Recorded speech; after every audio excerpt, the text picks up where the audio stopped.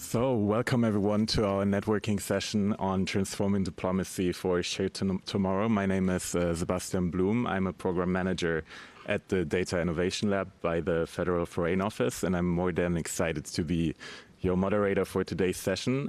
As said before, this session is brought to you by the Data Innovation Lab, and today we're discussing a crucial topic, which is the transformative force of AI and AI-powered tools in diplomacy.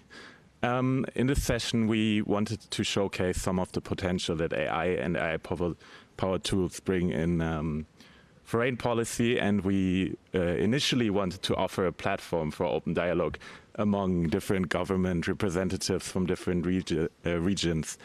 As you can see, there have been some minor changes in the setting of the panel because we had some cancellations, so we were actually thinking to focus a little bit more on the work of the Data Innovation Lab in the next following 25 minutes. Having said that, let me briefly set the stage a bit about how AI is actually already reshaping the practice of diplomacy and talk a bit about the changes in our work that we're already witnessing at the Data Innovation Lab itself.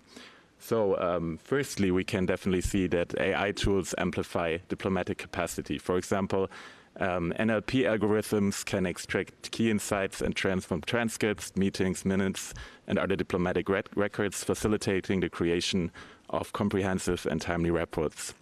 Also, the huge amount of data and AI holds a huge capacity for predictive analytics, for example, by leveraging historical and real-time data to forecast geopolitical trends and potential outcomes for policy decisions.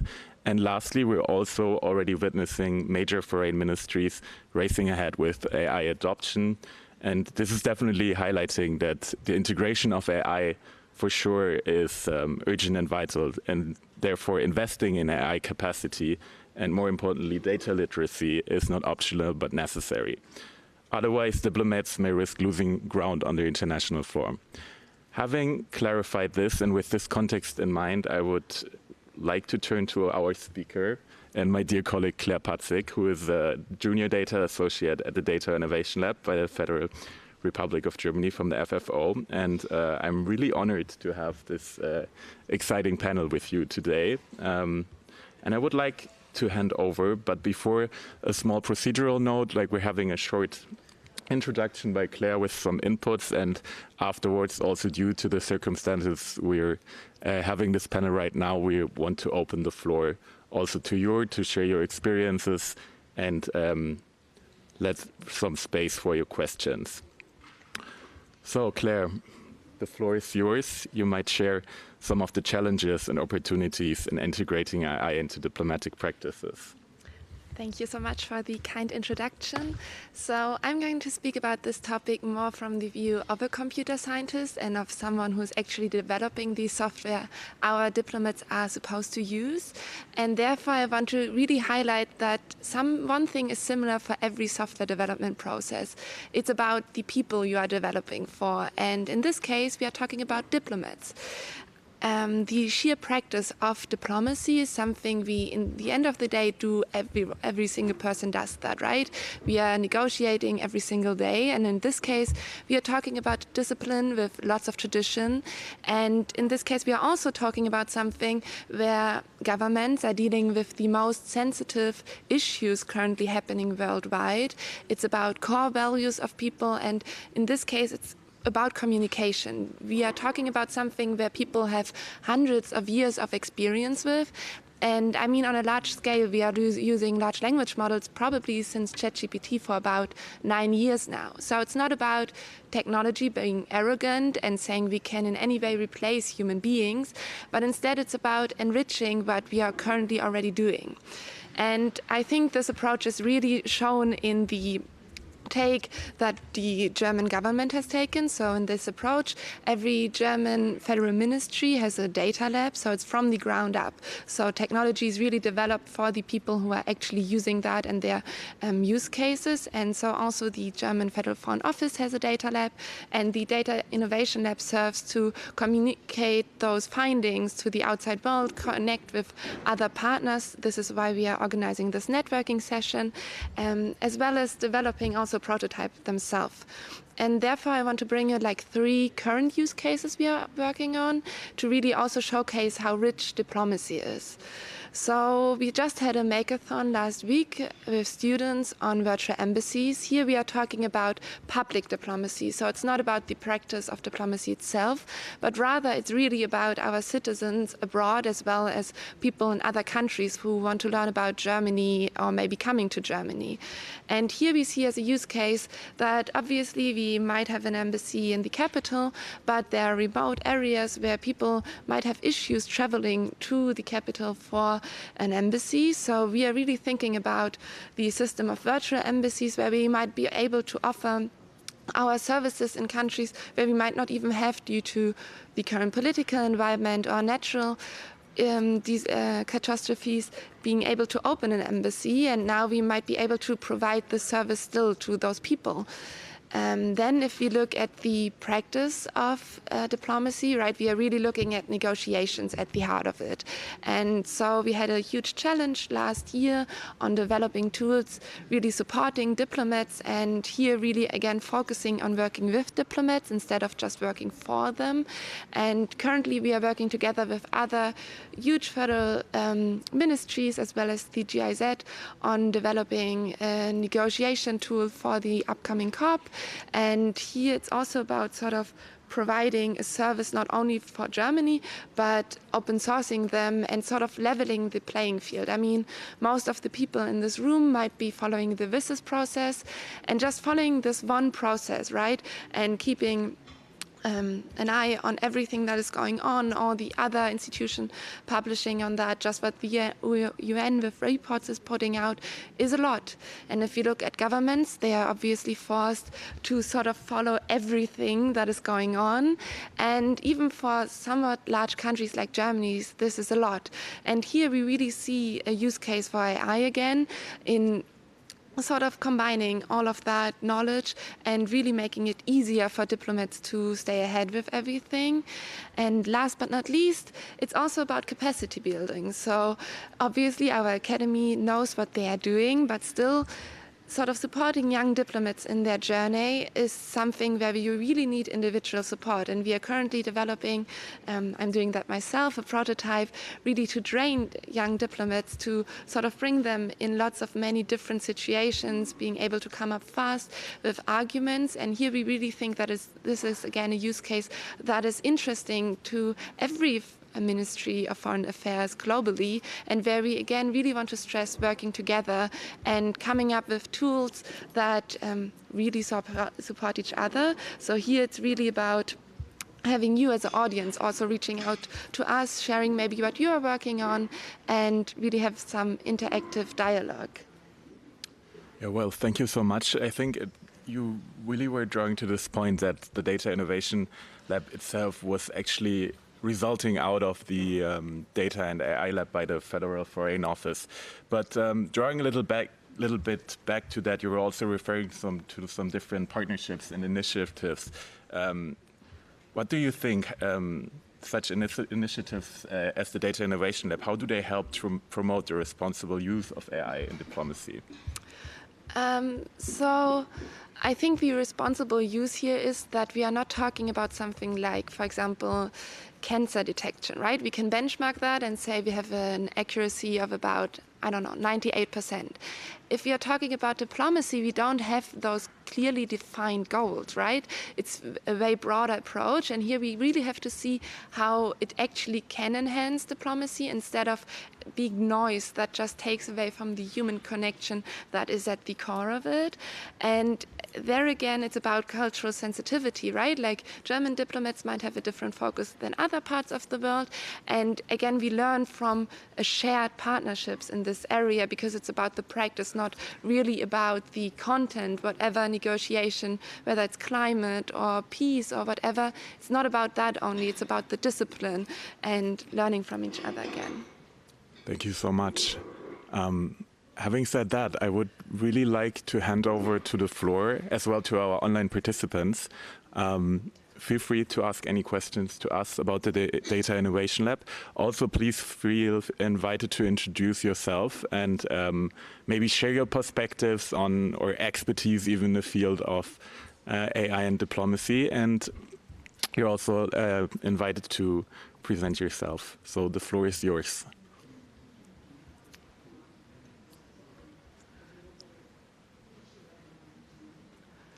We're also checking, of course, the online participants. So if there's any question by our online audience, you're also very welcome to post some questions.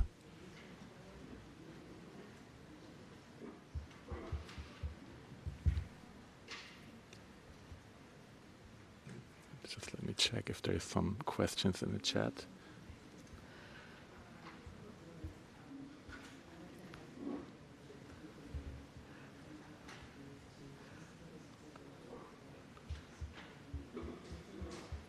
Hi, my name is Felix Kröner. I work for Reset Tech, a global philanthropic organization.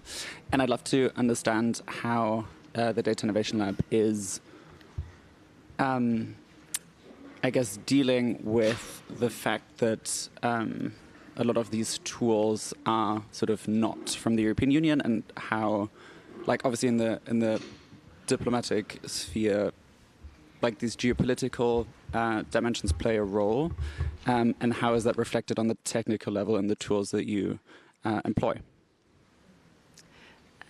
Thank you so much for the question. Here it's really about highlighting the work of the data lab of the Federal Foreign Office. So we developed a platform called Plane, where it's really about hosting our own capacities and really about hosting our own models. That makes it easier for me, for example, to develop and have more freedom in those processes.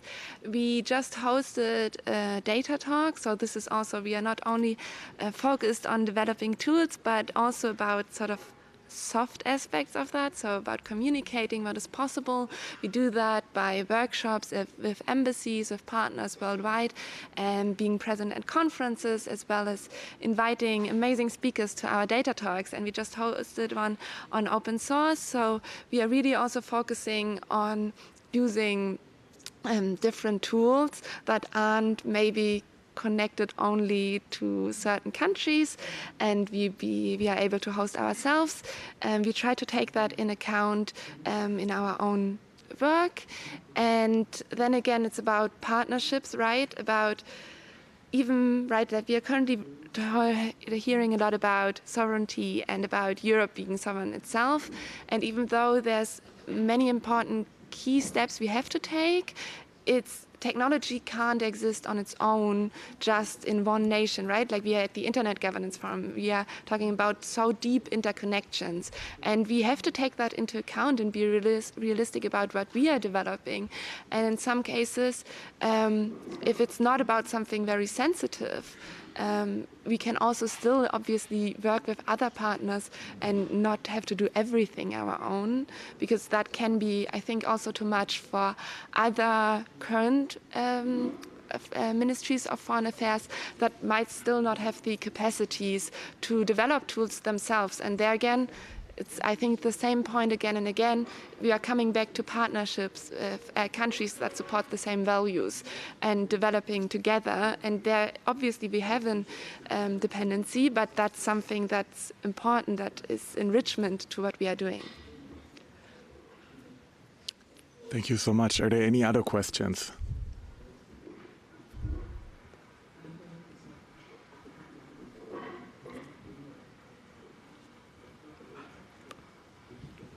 Hi, my name is Torge. I work with the German International Cooperation Agency, GIZ.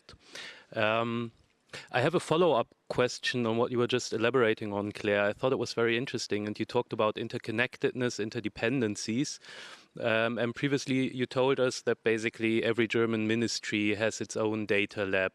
And I mean, we're a government-owned company in Germany. We also have our data lab. We also work on solutions like this. So what I'm interested in is how do you look at the issue of interoperability in such a bottom-up approach from the technical perspective? How do you ensure that all these solutions that are being developed are able to communicate with each other and to link up even to the rest of the world?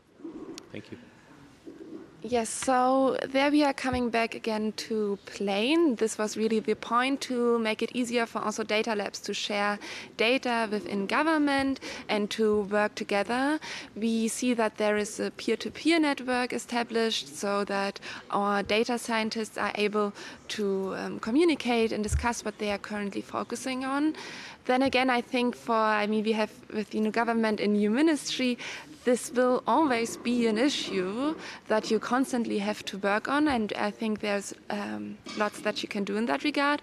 But for example, together with GIZ and for other ministries, we are currently working together on one shared project, and that's just about discussing clear responsibilities, having everyone on board, and then with a shared goal in mind, it's obviously very much possible to work together because we have one single focus.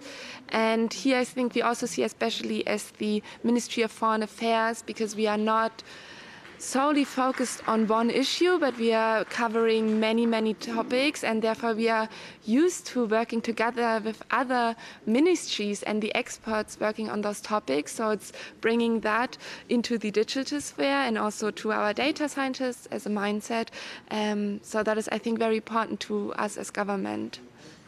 I think this was also particularly interesting because we were also talking more about the technological aspects, but what are the organizational challenges in our work that you're witnessing coming out from a really specific position also inside of the organization of the Federal Foreign Office?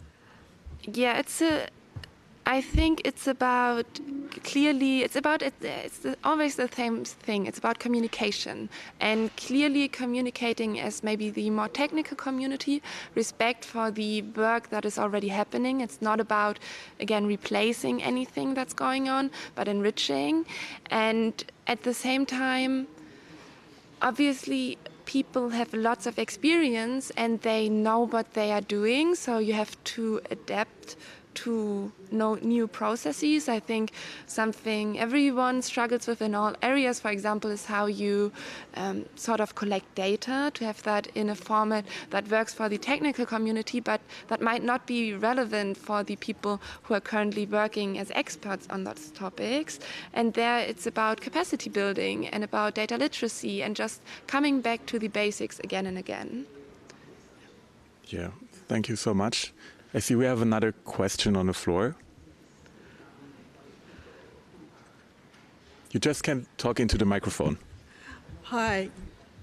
Is it on? Yeah, it is on. We can hear you clearly. My name is Maureen Hilliard. I'm actually from an underserved region. I'm from the Cook Islands, one of the small island states in the Pacific. And one of the things that I've actually sort of like found in the 20 years that I've lived on that little island is that, you know, like, I mean, we would be really appreciative of developing tools of development for new diplomats. I mean, people in the Pacific, the government is actually elected by the small communities. People that, you know, someone within the community, no experience whatsoever with government sort of processes and things like that. But, you know, they seem to be nice people, so they get elected to government. But there is no training. I do know there's no training for the whole diplomacy skills. The sort of skills that many of these people sort of like get sent overseas to work with other sort of like ministries in their area. And I was just wondering, does your hub does it provide sort of like training facilities for you know, underserved regions where government officials have, you know, like really do require those skills, be really, really important. I mean, I sit and listen.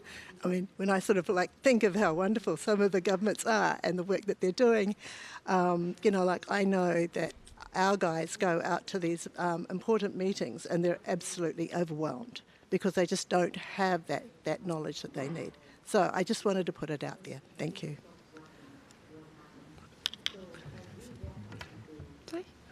Yeah, thank you so much. Yeah, this is really what our work is about, and this is why we are not focusing on a single negotiation or a single topic, but really about the art of diplomacy. So our tools are supposed to be open source.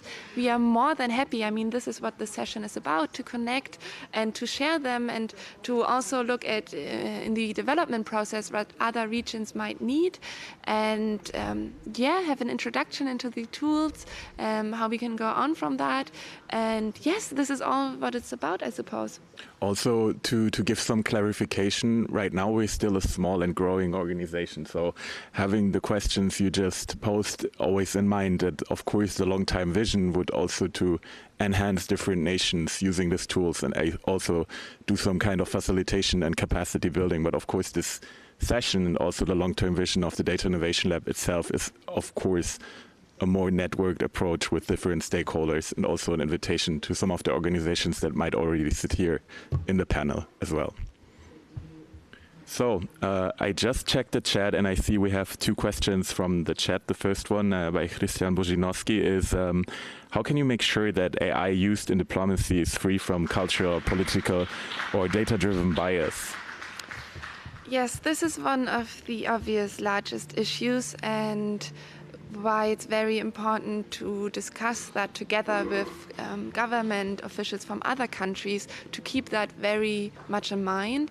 I think when it comes to political biases, it's somewhat easier because for example, we are currently very much focusing on the official UN documents and so on. So in that case, it's not really about the bias, but really on focusing which documents are relevant to us, and those have to be read anyways.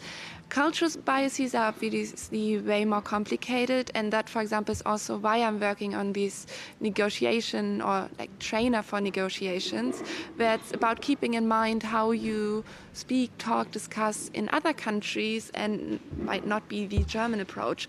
And this is obviously also a huge part of our training of young diplomats. Thank you so much. In regards of time, we still have some questions in the chat, and I'm trying to at least take on 2 of these. First one would be, is there any practical example where I already improved diplomatic task or decision?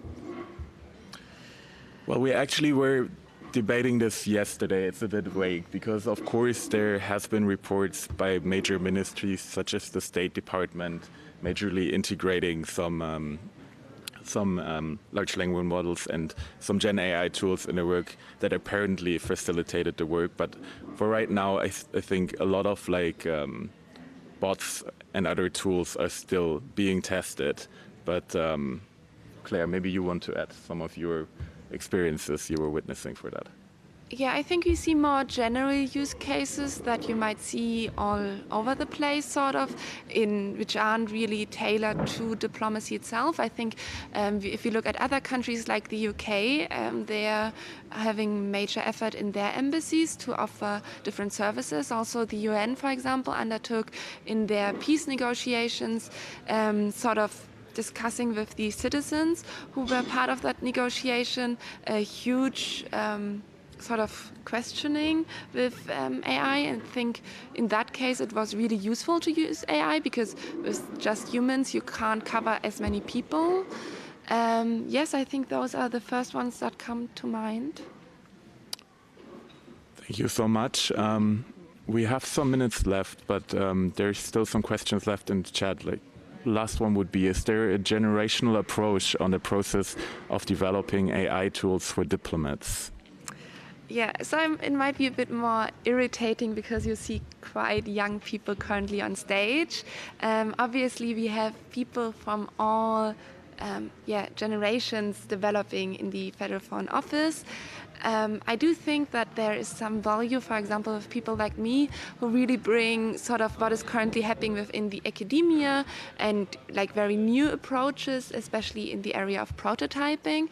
But technical knowledge really doesn't have any age gap, and it's about expertise and about experience with software development processes. So we try to bring all of that together, and then in the sort of deployment side, so people actually using them, we again have from everything from young diplomats currently in training to very experienced negotiation happening currently. And there's about communications and about data literacy. So really, I guess, sort of discussing those issues where people currently are and not sort of expecting already existing knowledge, but really talking about the issues they might have and the questions. There are no dumb questions, right? Yeah.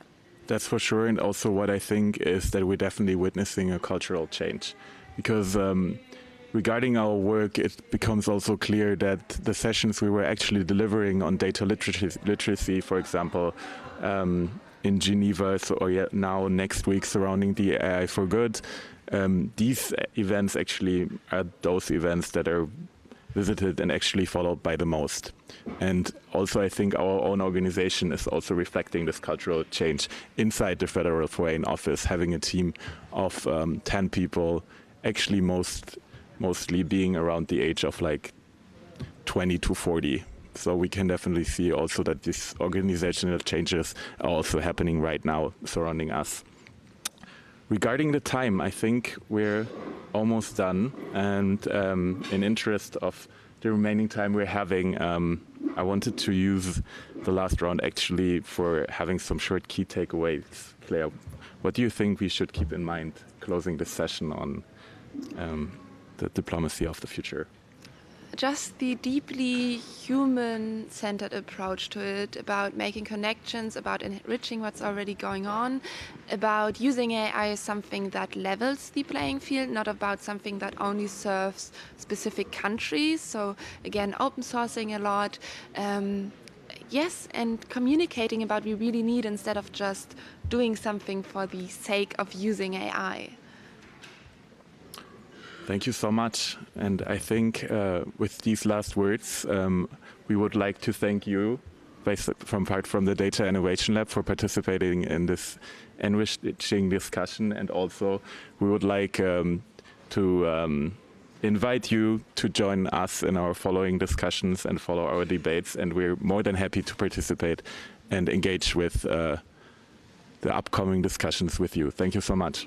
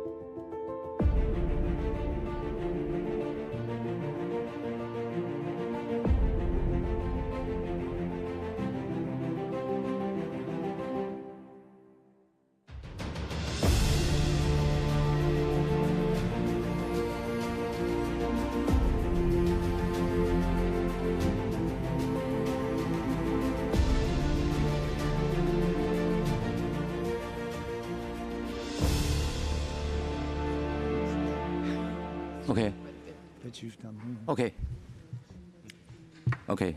Your Excellency, Under Secretary General Li Junhua, Your Excellency, Vice Chair Francis Gary, Your Excellency, Board Chair Tripti Sinha, Your Excellency, Secretary General Ren Xianliang, distinguished guests, ladies and gentlemen, good morning. It is my great honor to welcome you to attend this open forum. We feel highly appreciated that UNDESA and the IGF provides us with a global platform for open dialogue on key digital issues. My name is Zhang Hui, Deputy Secretary General of the World Internet Conference, also known as the WIC. The WIC is an international organization committed to establishing a global internet platform for extensive consultation, joint contribution, and shared benefits, promoting the international community to follow the trend of digitalization, networking, and intelligence to address security challenges for common development in the information age and building community with a shared future in cyberspace. Today's session seemed bridging the digital divide, focused on the global south, highlights a key priority for inclusive global development. While challenges remain, the focus today is on solutions. How emerging technologies, particularly AI, can help expand access, strengthen digital capacity, and unlock new opportunities for the global south. We are honored to be joined by an exceptional group of speakers who are helping shape the future of digital governance. Among them are high-level representatives from international organizations, national regulatory bodies, and young representatives from emerging digital communities. First, I feel deeply honored to invite His Excellency Mr. Li Junhua, Under Secretary General for UNDESA. UNDESA leads global initiatives on sustainable development and has played a key role in shaping international cooperation on emerging technologies. Welcome.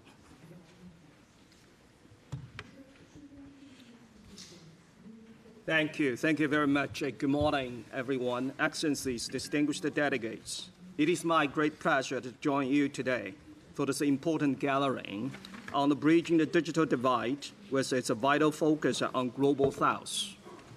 I extend my sincere thanks to the World Internet Conference for convening this open forum.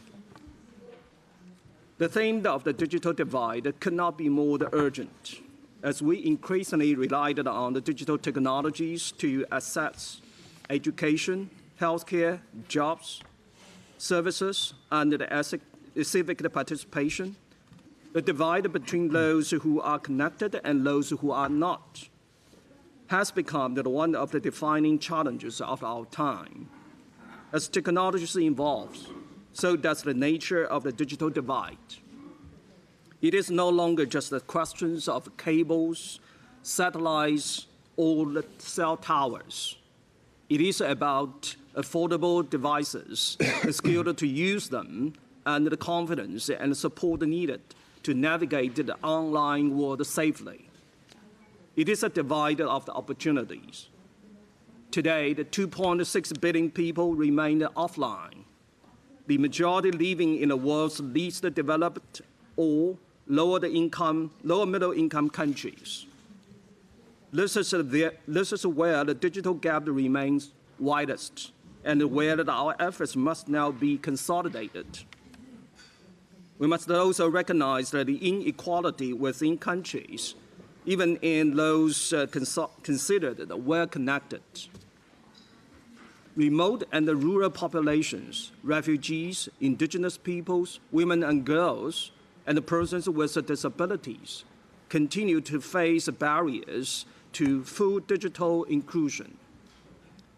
These are not just the gaps in access, but gaps in opportunity, which calls for a renewed focus on digital capacity development, and building partnerships that are inclusive, innovative, and sustained. Forums like the World Internet Conference and the Internet Governance Forum are vital spaces for collaboration. They provide essential spaces for global dialogue, coordination, and collaboration on digital policy. Their true impact is realized when they are informed by what happens on the ground, because the roots of the digital divide are deeply local. The solution lies in empowering local communities. The IGF has evolved into a global ecosystem with over 176 national, regional, sub-regional, and youth IGFs now active worldwide. These local and regional processes are not just complementary to our global efforts, they are foundational. They give the communities a voice, surface the local innovations, and help shape the policies that are relevant, inclusive, and grounded in lived realities. To close the digital divide, we must strive for the inclusive cooperation between the global efforts and the grassroots processes. The priorities that emerged from the bottom up should guide the investment in infrastructure, human capacity, and meaningful partnerships, ensuring that no community is left behind in the digital age. Dear friends, dear colleagues, we now have a golden opportunity. The upcoming 20-year review of the World Summit on Information Society, or WISUS Plus 20, allows us to renew our commitment to digital inclusion and meaningful access for all. And we have made progress. In 2015, during the WISUS Plus 10 review, an estimated 4 billion people were offline. Today, allow me to reiterate, that number has dropped to 2.6 billion. This is a major improvement, but of course, still far too many remain unconnected. That's why there's every reason for all of us to intensify our efforts. Let's leverage the global platform to amplify the solutions, to collaborate, share, and work together to build a truly inclusive and equitable digital future for all. Thank you. Thank you, Mr. Lee. Thank you, Mr. Lee. Next, it is our great pleasure to welcome Dr. Francis Gurry, Vice Chair of WRC, former WIPO Director General. He is a global authority on intellectual property and digital innovation. Thank you very much indeed. Thank you very much indeed, Under-Secretary Lee Junhua, Secretary General Ren Xia Liang, distinguished panelists and guests. It's so nice to be part of this forum and to see so many of you here participating on this exceptionally important topic in the context of this extremely important ongoing meeting of the Internet Governance Forum. Let me start with the very obvious point that digital technology has penetrated all aspects of our life. We're all very much aware of this, but I don't think we can repeat it sufficiently enough. We know that it is the basis of economic production now, if not the basis, at least a major factor of economic production. It is responsible for cost efficiencies, quality outcomes, innovation, and competitive advantage in the field of the economy. And outside the economy, we're very much aware that digital technology enables or improves social communication, the delivery of social services such as health and medicine, cultural exchanges, and educational opportunities. So any impairment in the capacity to use any of these advantages that are conferred by digital technology is obviously a major disadvantage. digital technology is so important as the foundation of economic, cultural, social life now, that a lack of access or a disadvantaged access, of course, creates a major, major problem. And that disadvantage, that divide, we know exists within countries. There is an urban-rural divide, there is a gender divide, there is an age divide, and there is an income divide. And we know it exists between countries, which is the one that we are concentrating on and addressing today. Now, much good work has been done, and Under-Secretary General Lee has referred to some of this. There's the great work that's been done by the International Telecommunication Union, for example, the great work of the World Internet Conference in increasing number of fields, and the many, many other organisations that are involved in trying to address this major question of the digital divide. Despite the progress, and I think Under-Secretary General Lee has referred to the fact that we now have 2/3 of the world connected, but of course 1/3 still not connected. Despite the progress, I think we are at a real crisis point in relation to the digital divide. And that crisis, I think, comes from two challenges. The first challenge is the crisis in development funding that we are witnessing right at the moment. So it's estimated that next year there will be about 38% less development funding available around the world as a consequence of the change of attitude of the United States of America in relation to foreign aid, but also the diversion of funding by many European countries away from development and towards military spending, and so on around the world. So there is a massive crisis, we know, in relation to development funding. And on some estimates, it's scarcely sufficient to meet debt obligations. So this is the first problem we have. And the second problem is that never has funding and development assistance been more needed than at the present time, when artificial intelligence is coming online at such a speed that it is baffling to all of us. So artificial intelligence now is another general purpose technology that will exacerbate or risk exacerbating the digital divide. We know that there are many positive aspects of artificial intelligence, and some of those include, for example, open access, but there are the speed at which it is unfolding and the amounts of money that is being invested in the development of artificial intelligence by some of the leading economies are such that we are at a great risk of the exacerbation of the digital divide, especially given that development funding is suffering a crisis at the same time. So this, I think, is the essence of the problem we confront right at the moment in relation to the digital divide. And I think it requires a major international strategic plan with all the major actors involved in order to ensure that we do not end up in a worse situation with the the arrival of these new artificial intelligence technologies, not so new perhaps now. We don't end up in a worse position.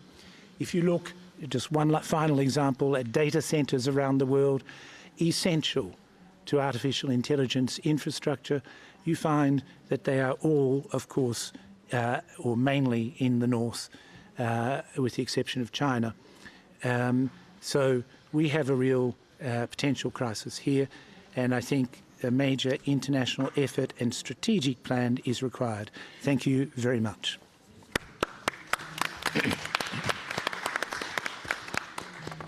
Thank you, Dr. Gary. Next, it is our great honor to welcome Ms. Tripti Sinha, Board Chair of Internet Corporation for Assigned Names and Numbers, or ICANN. She has extensive experience in Internet infrastructure and multi-stakeholder governance.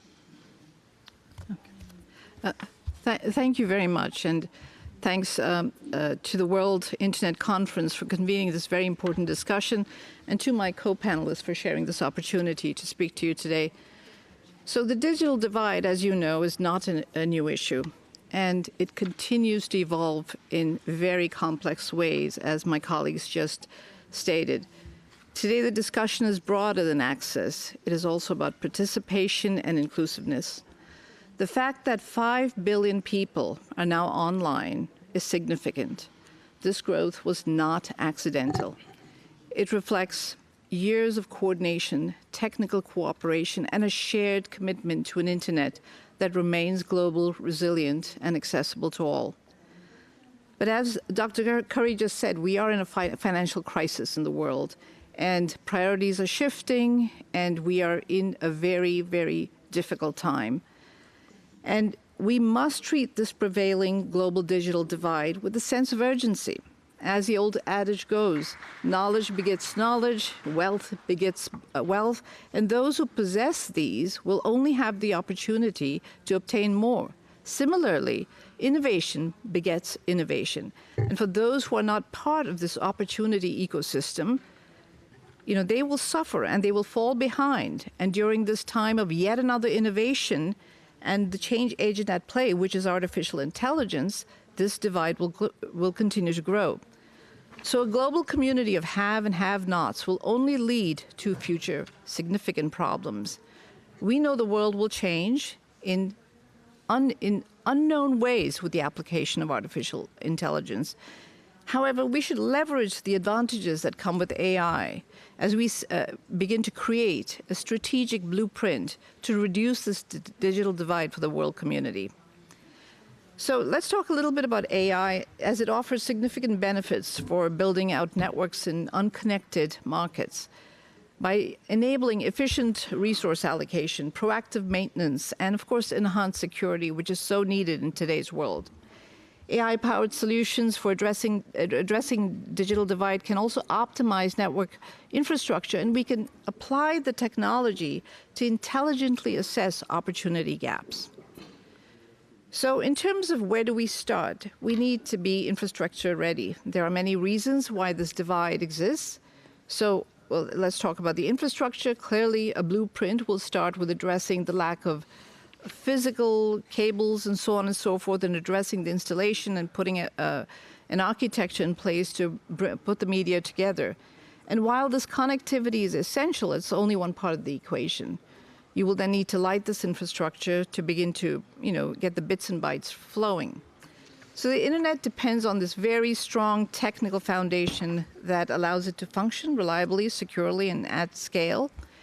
And this foundation, as you know so well, includes the domain name system, IP addresses, and root service systems. These elements may not be visible to the user community. However, we need to come together as a global community to ensure that we can put these different parts together to bring connectivity to those who are unconnected. At ICANN, we help coordinate this layer of the internet. We work to maintain the stability and security of the DNS. We manage and facilitate the Internet's unique identifier systems. We support the deployment of root server operations in underserved regions. And we also partner with technical operators and institutions across the Global South to help strengthen local capacity and resilience. ICANN, of course, doesn't build physical infrastructure. We coordinate key systems with colleagues around the world that makes connectivity reliable and sustainable. However, there's yet another barrier, and that's the barrier of language. Today, millions of users still cannot fully engage with the internet in their own language or script, and this speaks to locality. And ICANN's work on universal acceptance and internationalized domain names directly addresses this. These initiatives ensure that domain names and email addresses and local scripts work across devices, applications, and platforms. And this can only be possible if the technical community comes together, those who operate up and down the technology stack to make this happen. These capabilities are critical for cultural and linguistic participation in this new digital economy. A multilingual internet should not be a feature. It is a requirement for equitable access. So we encourage governments and institutions to integrate universal acceptance into national ICT strategies and public service delivery. The technical steps are clear. The impact, particularly for multilingual and underserved communities, is significant. So closing this divide also depends significantly on coordination. ICANN was created as a multi-stakeholder organization, bringing together governments, the private sector, civil society, the technical community, and others to help manage these critical internet resources. That model continues to be very relevant, and it's open, it's collaborative, and technically grounded, has helped keep the internet stable and interoperable and global. We must continue to embrace it. So this coordination should not be assumed. Fragmentation at the technical level is a real and growing risk. An increasing number of governments are exploring state-led approaches to infrastructure and governance. Some are talking about a creation of a new multilateral model of internet governance, which could result in serious issues in the functioning or even the existence of the single interoperable internet. Of course, national interests are legitimate. No one's disagreeing with that. However, divergence from global technical norms threatens the internet's core functionality, especially for the countries from the global south that could find themselves separated from the global internet and part of some other networks that are not compatible. The Internet Governance Forum and other multi-stakeholder spaces help maintain alignment where it matters most, at the technical layer. They provide neutral platforms to resolve tensions and share solutions without imposing uniformity. The future of universal, affordable access depends on infrastructure that works, governance that adapts, accessibility above and beyond prevailing norms by applying universal acceptance, and participation that reflects the diversity of those who use the internet. At ICANN, we remain committed to supporting this future by working with partners across the world, indeed with the Global South, to expand technical resilience, enable multilingual access, and help keep the internet globally connected. And hopefully we can close the digital divide. Thank you.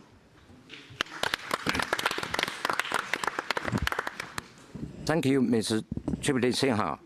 Next, it is our great pleasure to welcome Mr. Zhenxian Liang, Secretary General of the WRC. He has actually pushed forward the WRC's transformation into a global platform for inclusive digital dialogue. 有请。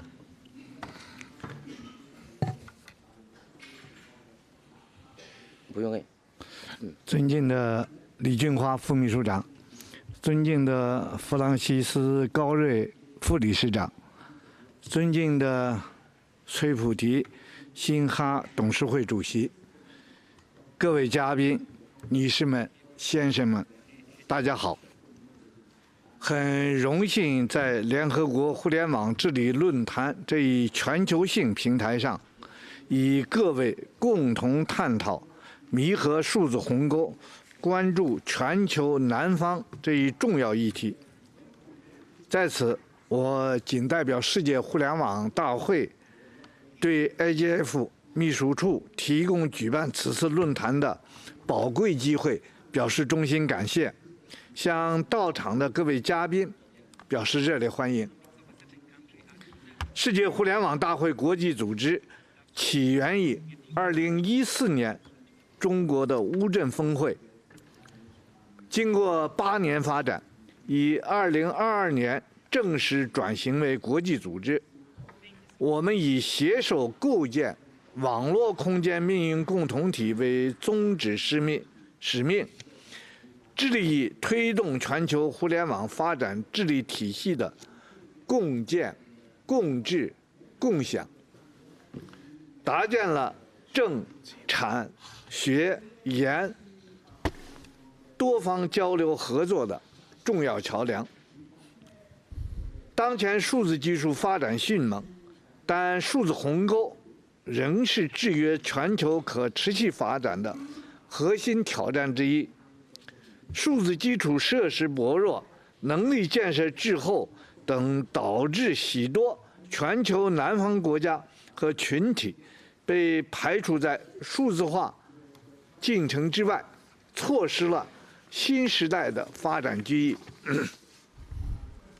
在2025年世界互联网大会亚太峰会上，萨摩亚通信监管局局长吉萨帕塞尔女士的一句“我们不想被落下”，深深触动了在场的每一位嘉宾，也让我们更加坚定了推动全球数字包容的决心。世界互联网大会始终将弥合数字鸿沟作为构建网络空间命运共同体使命的题中之义，也是对联合国不让任何一个人掉队承诺的积极回应。我们在以下3个方面持续努力，并取得了一系列务实的成果：一是搭建合作网络，汇集发展动能。世界互联网大会作为会员制的国际组织，已吸纳来自6大洲40个国家的195家会员，包括全球移动通信系统协会等国际组织、高通、英特尔、AMD、中国电信、中国联通、中国移动、腾讯、拼多多等全球领军企业，清华大学、香港科技大学等科研机构。会员队伍中约60%来自发展中国家和地区，不乏来自全球南方的重要代表，如非洲互联网之父尼奎诺、智慧非洲联盟等。依着会员网络，我们不断推动南南合作深化、南北合作升级，努力构建更加公平包容的全球数字发展新格局。二是举办论坛活动，聚集全球共识。我们举办乌镇峰会、亚太峰会等会议论坛，持续聚焦发展中国家的关切，推动务实合作，设立世界互联网大会杰出贡献奖、领先科技奖等品牌项目，发掘在推动数字普惠、赋能弱势群体等方面的优秀实践案例，成立数字研修院，为发展中国家政府、企业和社会组织提供能力建设支持。在世界互联网大会各项活动中，我们始终重视全球南方的代表性。2024年乌镇峰会吸引了来自104个国家和地区的代表，其中近70%来自发展中国家。越来越多全球南方的知识经验被写入全球议程。三是发布重要成果，推动共同行动。我们发布携手构建网络空间命运共同体行动倡议，以普惠包容的人工智能治理赋能全球可持续发展研究报告、II 公益行动计划、2023-2025年等成果文件，并联合15家国际机构向联合国提交全球数字契约提案，为全球数字治理、推动数字包容提供建设方案。女士们、先生们，联合国提出不让任何一个人掉队的目标，是我们的共同愿景。构建更加开放包容的数字生态，需要全球努力。在此，我想提出4点倡议：一是坚持互联互通优先，加快基础设施建设。当前，全球仍有约26亿人未接入互联网。连上网是用好网的前提。我们应推动光缆网络、5G、数据中心等关键设施向发展中国家延伸，注重基础设施的可持续运营，让数字福利真正造福当地。二是强化能力建设投入，提升数字素养和技能水平。数字时代，教育和培训是最大的平权期。我们应加大对全球南方国家青少年、女性、小微企业从业者等人群的赋能力度，通过设立数字技能培训中心、开发本土化课程等方式，为其打开通往数字未来的大门。三是完善全球数字治理机制，保障发展中国家的参与权。当前，发展中国家在标准制定、数据主权、技术监管等关键治理议题上的话语权亟待提升。我们呼吁国际社会在多边多方参与的框架下，将南方国家的实践纳入全球治理方案，实现共建、共治、共享的美好愿景。四是加强国际合作，拓展多边参与渠道，弥合数字鸿沟，离不开全球的共同努力。我们支持在联合国框架下加强国际合作，也鼓励各方在多边平台上深化交流。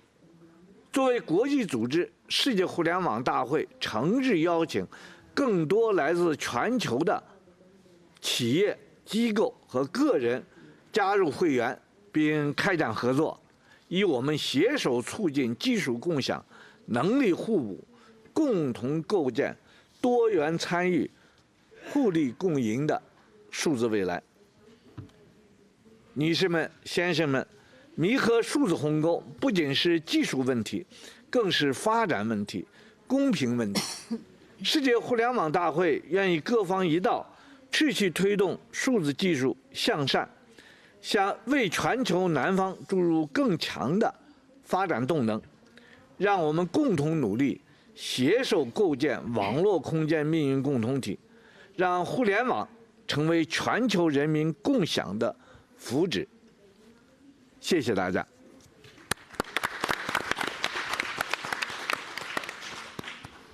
Thank you, Mr. Zhen. Next, it's our great honor to welcome Ms. Qi Xiaoxia, the Director General of International Cooperation Bureau of Cyberspace Administration of China. She has extensive experience in international cyberspace exchange and cooperation. Welcome. Distinguished guests, ladies and gentlemen, friends, good morning. I'm very pleased to be part of this distinguished panel discussing how to promote digital development and bridge digital divide for the Global South. At present, as a collective of emerging market countries and developing countries, the Global South has stepped onto the historical stage with great strides, injecting new impetus to global development and new progress for global governance. It has attracted the attention and anticipation of the international community. However, at the same time, the digital development deficit in the Global South has become a weak link and a challenge that cannot be ignored as mankind embraces the digital age.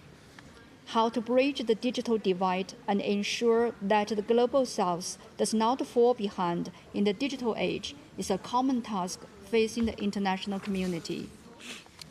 As a natural member of the Global South, China has had the Global South at heart and been deeply rooted in the Global South.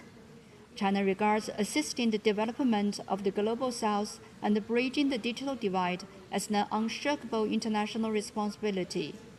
In 2015, Chinese President Xi Jinping unveiled the vision of building a community with a shared future in cyberspace, contributing China's wisdom and approach to the development and global governance of the Internet. The vision advocated prioritizing development and deepening international exchanges and cooperation in the digital field.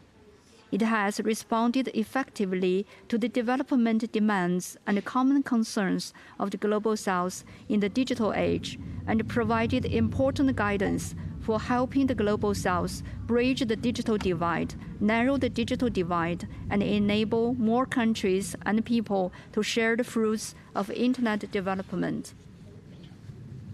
In the face of the wave of AI development, President Xi Jinping emphasized the need to carry out extensive international cooperation on AI, helping the Global South countries strengthen their technological capacity building and making China's contributions to bridging the global intelligence gap. To help the Global South bridge the digital divide, China is not only an advocate, but also a promoter and a pioneer.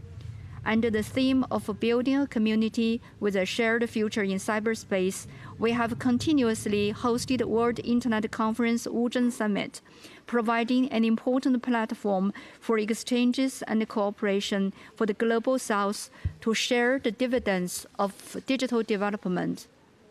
For 4 consecutive years, the Wuzhen Summit has released a collection of practice cases of jointly building a community with a shared future in cyberspace, providing useful reference experiences for the Global South in bridging the digital divide. In July last year, the UN General Assembly adopted the China-sponsored resolution enhancing international cooperation on capacity building of artificial intelligence. China has prioritized the follow-up implementation of the resolution and announced an action plan with 10 major actions to fulfill the visions of the Global South in 5 aspects, which contribute to strengthening AI capacity building for the Global South.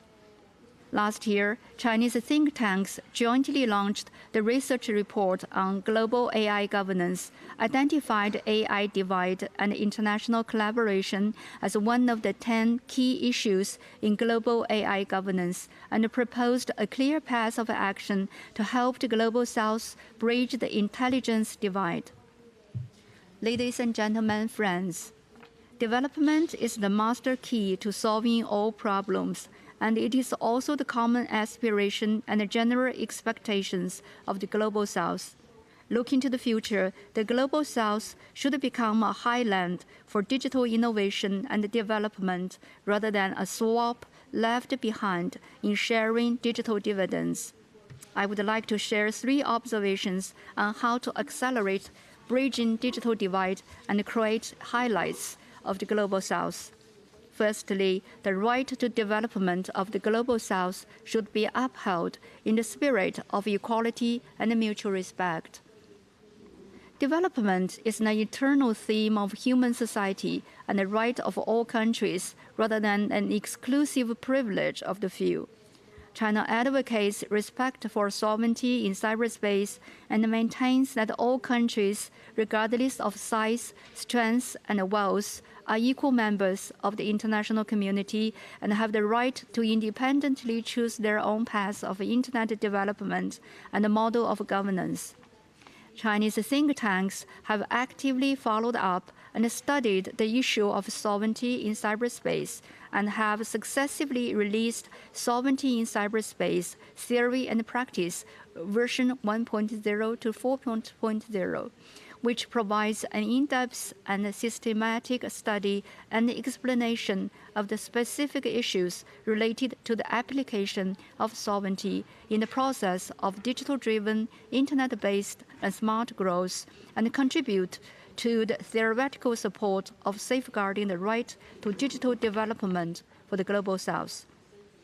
Facing the issue of our time to help the Global South bridge digital divide, China will always be committed to respecting sovereignty in cyberspace and work with the international community to respect the path of digital development and the models of governance of all countries, jointly oppose cyber hegemony and the politicization of technological issues with a view to fostering a favorable environment conducive to digital development for the Global South. Secondly, practical cooperation should be strengthened to enhance digital capacity for the Global South. AI and other emerging technologies are on the rise, dramatically enhancing mankind's ability to understand and transform the world, while at the same time raising the threshold of digital development capacity. In addition to international cooperation in capacity building under the framework of the United Nations, we have organized cybersecurity training workshops for Latin America and Caribbean countries and for ASEAN countries to carry out targeted training in digital capacity. Next, we will organize 5 more training workshops for the Global South with a view to continuously strengthening digital capacity building for the Global South. We call on the international community to join hands in helping the Global South to enhance its digital capacity and help bridge the digital divide by building a multi-channel exchange platform, carrying out assistance and training projects, and promoting the sharing of knowledge on AI and other emerging technologies. Thirdly, efforts should be made to promote collaborative governance and amplify the voice of the Global South in digital governance. At present, global digital governance is at an important crossroads, and the Global South presents an important force for improving global governance. Listening to more voices from the Global South can better help bridge the digital divide. China has organized the China-ASEAN Digital Governance Dialogue, China-Africa Internet Development and Cooperation Forum, and the China-CELAC Internet Development and Cooperation Forum, and has deeply engaged in cooperation on digital governance under the platforms such as APEC, the BRICS, and the Shanghai Cooperation Organization, thus contributing more solutions to global digital governance. China is willing to work with the international community to support more active and broader participation by the Global South in the digital governance processes of the United Nations, regional multilateral organizations, and specialized agencies. China aims to promote the enhancement of the representation and the voice of the Global South in global digital governance so as to make the will of the Global South be reflected in a more balanced and reasonable manner and further consolidate the international consensus on bridging the digital divide. Thank you for the attention. Thank you very much. Thank you, Ms. Qi. Now we welcome Dr. Niquina, who is chairman of Ghana.com, the father of Internet in Africa, Internet Hall of Fame inductee, and awardee of WRC Distinguished Contribution. Welcome.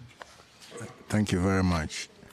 Your Excellencies, ladies and gentlemen, thanks very much for the opportunity for me to share a session with such excellent speakers. In my perspective, it's about time to mobilize additional attention on bridging the digital divide to address the systemic issues that impede efforts to eliminate divides with the Global South. Although the digital divide is a very difficult challenge and pervasive, some countries are making progress in preventing its widening. Technology divides have a long history, as was mentioned earlier. In the 70s, we were missing human resources to initiate computer science institutions or build enterprise systems. In the 80s, we faced scientific instrumentation, computer interfacing deficiencies, VLSI, and in the 90s, Internet arrived in our countries with even more divides. It appears every new technology comes with its distinct divides, and some may widen other divides. However, addressing known limitations of infrastructure and costs, quality education, and digital governance will determine effective participation by the Global South in the digital economies. Emerging internet communities like in Africa feel fortunate with the open practices that give us a chance to be globally involved. The open standards, open documentation, and open participation have been particularly helpful in building capacity and networks addressing digital divide. Though we've made good progress with internet, we have several challenges. Observations on resilience of internet in Africa show a ready digital economy at about half midway user penetration but has fragile infrastructure and known technical capacity needs. In spite of these challenges, the number of data centers, connectivity, exchange points, capacity, and users are all improving. Africa is at 4.4 domain names per 1,000, where global is 45 per 1,000. 10 CCTLD registries have 92% of names. There are 13 ICANN globally accredited registrars in Africa, and demand for hosting and data centers continue to increase. With an increasing attention on growing the infrastructure, the number of users in Africa region would soon be second only to Asia. The burgeoning REN Research and Education Network ecosystem is becoming active with regional RENs and national RENs and campuses. The infrastructure is working by standards, best practices, regulation of operators, and technical capacity. The approaches here are inherently multi-stakeholder and more bottom-up community discussions. The multi-stakeholder approach has its potency well known, but is also known to have requirements. Participants must be knowledgeable, and a minimum level of participation is necessary to avoid capture, and can sometimes result in a decision by fatigue. It also needs a meritorious moderator to call consensus in deliberations. When the requirements are not adequately addressed, the multi-stakeholder approach, bottom-up approach, can be subjected to various manipulation and gaming. As in the ongoing challenges with the African Normal Registry, whose lack of consensus among resource members has caused a review of the arrangements around regional internet registries. Fortunately, this impasse, like the internet itself, the African registry core functions have shown resilience, and there are lessons learned to improve the governance. Participation in global MS organizations is voluntary or by paid staff of organizations. The Global South can have challenges finding, therefore, good participants. How to make the multi-stakeholder approach work better in the Global South might be a governance digital divide issue to be addressed. We continue to deepen our foundation to cope with the emerging technologies and learn how to manage with our limited resources, yet be able to be on the supply chain. We've been wrong on many aspects of our strategy as well. With weak foundations, power, general infrastructure, skills, science education, our efforts were not good enough to meet the rapid growth of access speed, quality, and need for IPv6 access technology upgrades. We ended up in a never-ending race with no critical mass. The struggle for content and service went hard, with some dominant providers with concentration and consolidation. The economic model of the internet, never favorable to newcomers, has not eased things for the Global South. Where is the revenue to maintain and improve and develop infrastructure services constantly? The fast tracking of things for immediate results creates inadequate policies, expertise deficient ecosystem that is unable to address the challenges and coping with the future. The non-existence of a stimulative and adaptive framework for rapidly evolving technology tends to hibernate innovations. What can we do? We can review the frameworks and make policies to enable innovation and creation and not just regulate usage. We have to build up on science education, optimize the use of data centers and exchange points and other existing infrastructure. Lots of effort and resources have been put in these and prudent to preserve the investment. Optimize knowledge transfer and capacity building through strong fundamental and intergenerational mentorship and coaching. Digital divide is tough. Therefore, in addition to all ongoing efforts, we welcome increased attention on it. We are encouraged by technical cooperation opportunities on global governance and digital divide, a South-South cooperation and collaboration leveraging WIC's multi-stakeholder network to join in dealing with digital divides of the global South is a useful addition. The maturing AI technology threatens the digital divide the most, given associated high cost of infrastructure, high power requirements, and technical skills needed to be on the supply side. Hence, attempt to harness AI to address the digital divide in this forum is insightful, might prevent it generating divide, and bring real meaning to AI for good, AI for digital unity. I thank you very much for your attention.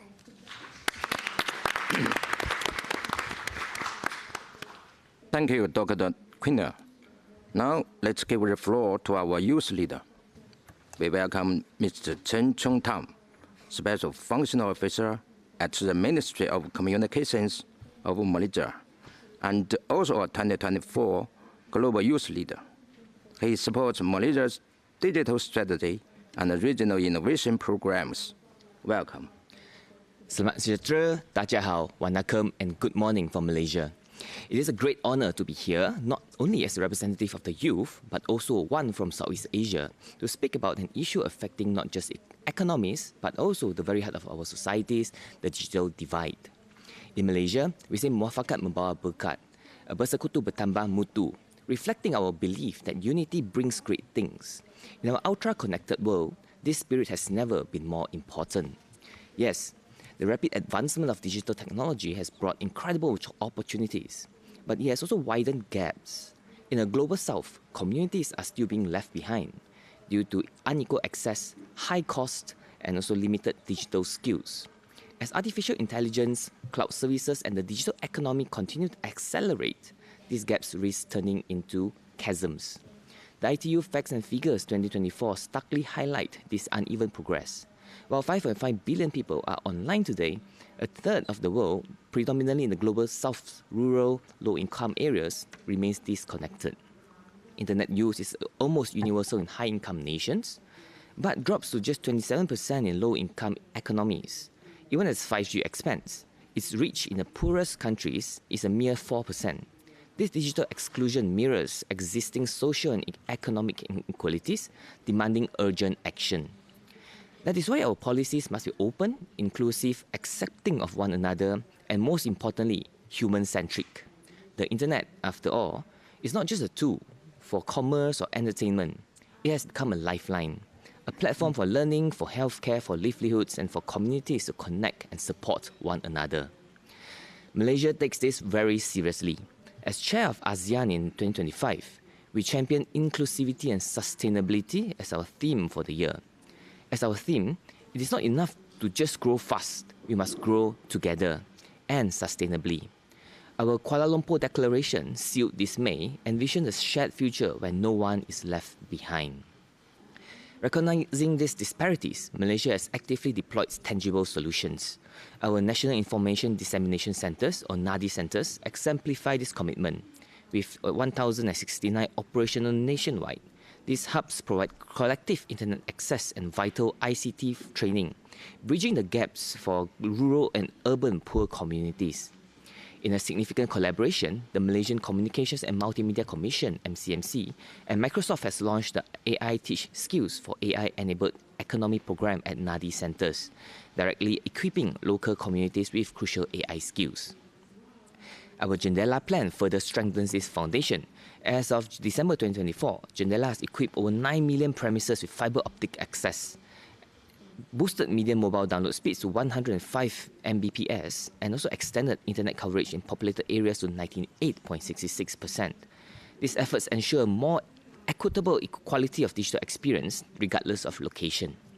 Beyond infrastructure, we champion digital literacy and skills for the AI era. Initiatives like AI Untuk Rakyat enhance emerging tech skills across Malaysians. And through the Ministry of Human Resources National Training Week 2025, nearly 400,000 teachers nationwide are receiving large-scale upskilling, including comprehensive AI training to prepare our generation for a future-ready education. Take AI governance, for example. Malaysia has developed the national guidelines on AI governance and ethics and collaborated with ASEAN on their AI guide. In both, we prioritize people and not just systems. Ethical inclusive AI is not just a luxury for the global south, but a necessity for equitable development. We aim to advocate for digital governance frameworks that empower and uplift every community. Now, as a doctor myself working in public health, I've seen firsthand how the digital divide carries a very real, very tangible consequences. At the time when a surgeon in Rome can perform an operation on a patient in Beijing through 5G-powered surgical robots, far too many communities still struggle to access even basic online health consultations or timely public health information. This gap is about lives. Digital exclusion deepens health inequities, cutting off access to life-saving services and vital health education. Digital inclusion is not just an economic imperative, it is also a public health priority. And while we look at macro-level solutions, we must not forget the micro. The Southeast Asian kampong spirit, which means looking out for your neighbor, remains really strong. We should embrace this globally, creating spaces where no one is left behind. Women, youth, persons with disabilities, refugees, and vulnerable populations must be given platforms to be heard and to lead. As part of the Global South, Malaysia will collaborate with ASEAN, Africa, Latin America, and the Pacific to co-develop tailored solutions. The Global Youth Leaders Program, organized by the World Internet Conference, is an inspiring example of bringing diverse young changemakers together. We must ensure such opportunities exist for the marginalized, not as a token, but also as a core part of our digital future. Let us collectively build bridges, not walls. Let us harness digital governance not as a tool of control, but as a platform for empowerment. And let us remember that the true measure of our digital progress is not in how we advance our systems are, but in how many lives we uplift along the way. Terima kasih, thank you, and may we 风雨同舟，携手共进, move forward together. Thank you.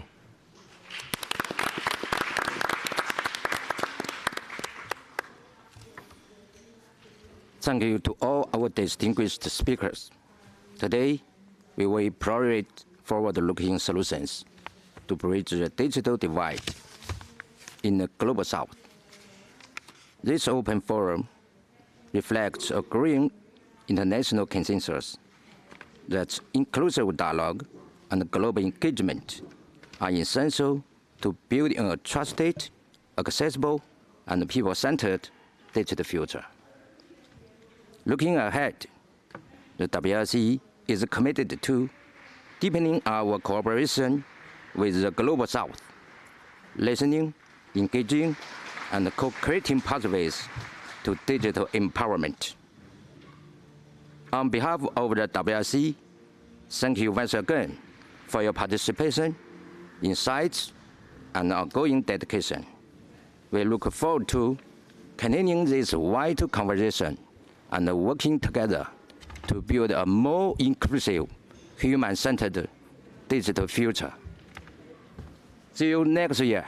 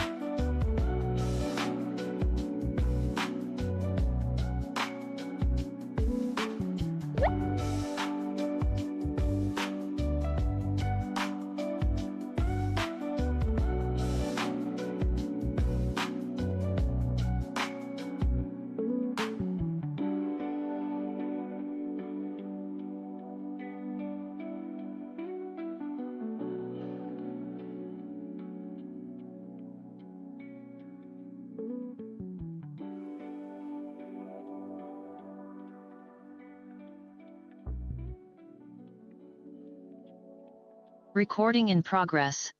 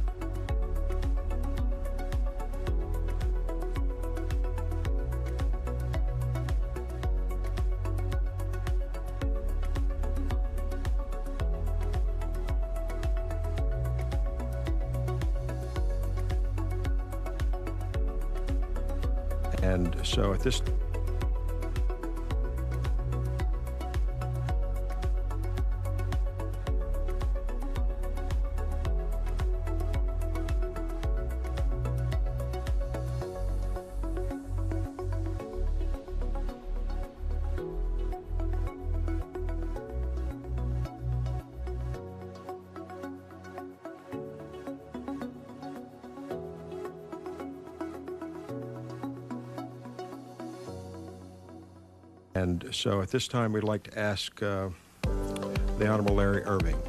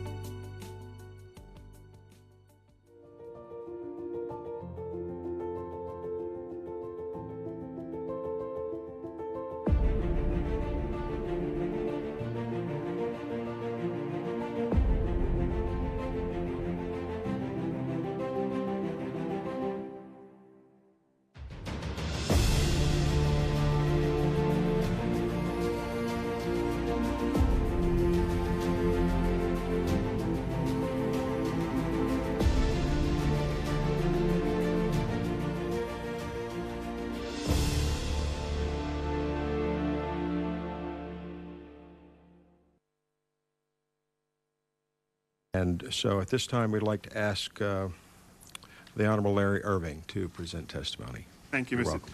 Thank you, Mr. Chairman. I'd like to thank you and the members of the subcommittee for this opportunity to testify today on the findings of Falling Through the Net, Defining the Digital Divide, the study released by the Commerce Department earlier this month. President Clinton and Secretary Daley released Falling Through the Net on July 8, 1999 in Los Angeles during the President's New Markets Tour. And during the tour, the President and Secretary Daley discussed the fact that even though information technology underlies much of our nation's economic growth, far too many Americans are left out of the digital economy. And as a result, the digital divide, that is the divide between the haves and have-nots in information technology, has become a critical economics and civil rights issue. Access to new technologies such as the computer and the internet will be keys to the future economic success of any American business, community, or individual. And increasingly, Americans use the net to find jobs, contact colleagues, locate public information, or take courses online. Electronic commerce is helping small companies compete, and entrepreneurs in rural, remote, and traditionally underserved areas reach out to the rest of the world. Familiarity with new technologies will also prepare more Americans for the high-tech workplace of the 21st century. Because of the increasingly important role of these new technologies, Secretary Daley concluded that ensuring access to the fundamental tools of digital economy is one of the most significant investments our nation can make. And as we enter the 21st century, it will become even more essential to ensure that all Americans, rich or poor, urban or rural, black or white, Hispanic or Native American, can reap the benefits of these new technologies. Falling Through the Net provides a starting point in bridging the gap between the nation's information rich and poor. This is our third report examining census data looking at the digital divide. And we anticipate that it will serve as an important diagnostic tool to assist policymakers in the private sector in formulating methods to provide greater access for more Americans. And today I'd like to provide for the subcommittee several slides showing some of our key findings. These slides illustrate that overall, Americans are far more connected than they have been in years past. On the other hand, we have also found that there are alarming disparities based chiefly on income, education, race, and geographic location in which group of Americans have computers and who is online. It's going to be interesting as I read my testimony. Equally disturbing, many of these disparities are growing. And let me turn to the first slide. This shows... And everyone will be in the dark if we don't get online.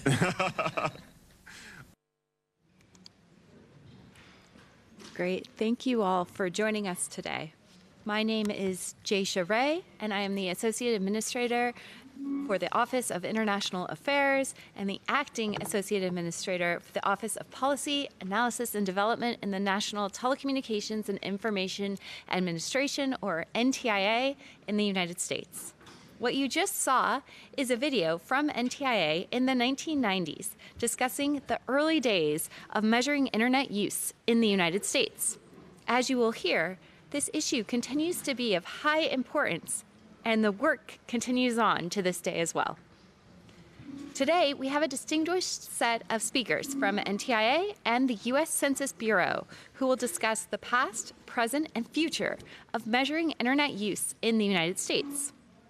Located within the U.S. Department of Commerce, NTIA is the executive branch agency principally responsible by law for advising the President on telecommunications and information policy issues. NTIA's programs and policymaking focus largely on expanding broadband internet access and adoption in America, expanding the use of spectrum by all users, and ensuring that the internet remains an engine for innovation and economic growth. Also located within the Department of Commerce, the United States Census Bureau is the nation's largest federal statistical agency, with the mission to serve as the leading provider of quality data about the nation's people and economy. The Census Bureau provides high-quality, timely, and relevant data products that determine how legislative seats are distributed across the nation. It also supports evidence building in government and policymaking, planning decisions about community services, and the annual distribution of federal funds to local, state, and tribal governments. Together, subject matter experts from these agencies will share details about how they measure internet use, highlighting promising new initiatives and issues that require further examination in this ongoing effort. Following their overview, we want to open the floor for robust, interactive discussion with people both in the room and online. We want to hear how other countries are measuring internet use and what we can learn from those experiences. In particular, what are the missing pieces in measuring internet use? And how can the international community collaborate in this space? We hope that this open forum will serve as an opportunity to bring experts from around the world together to advance the state of knowledge for one of the most important aspects of digital connectivity, understanding how people use the internet. So to kick things off, I will ask my colleagues to briefly introduce themselves. Good afternoon. My name is Susan Chalmers, and I am the Internet Governance Team Lead in the Office of International Affairs at NTIA. And I'm Luis Zambrano Ramos. I'm a Senior Policy Advisor in NTIA's Office of Policy Analysis and Development. Hi, I'm Andrew Flavin. I lead the Digital Policy Team in NTIA's Office of International Affairs. And, Rafi, are you online? Yeah. Good afternoon. My name is Rafi Goldberg, and I've been working on policy at NTIA for the past 14 years. And I will pass it on to our Census Bureau friends now.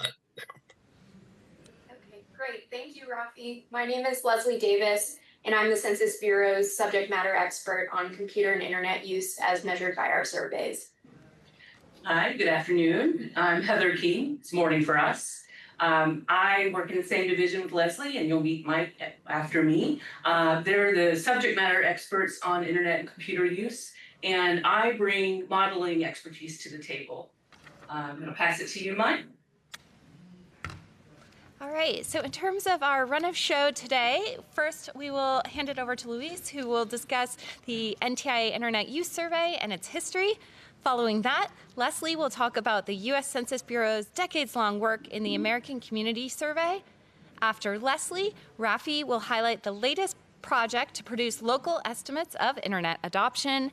Heather will then dive deeper into the technical details of this project. And following the presentation, Susan and our other subject matter experts will help steward the open forum discussion. So with no further ado, we'll get started, and over to Luis. Great. So thank you so much, Jaysha.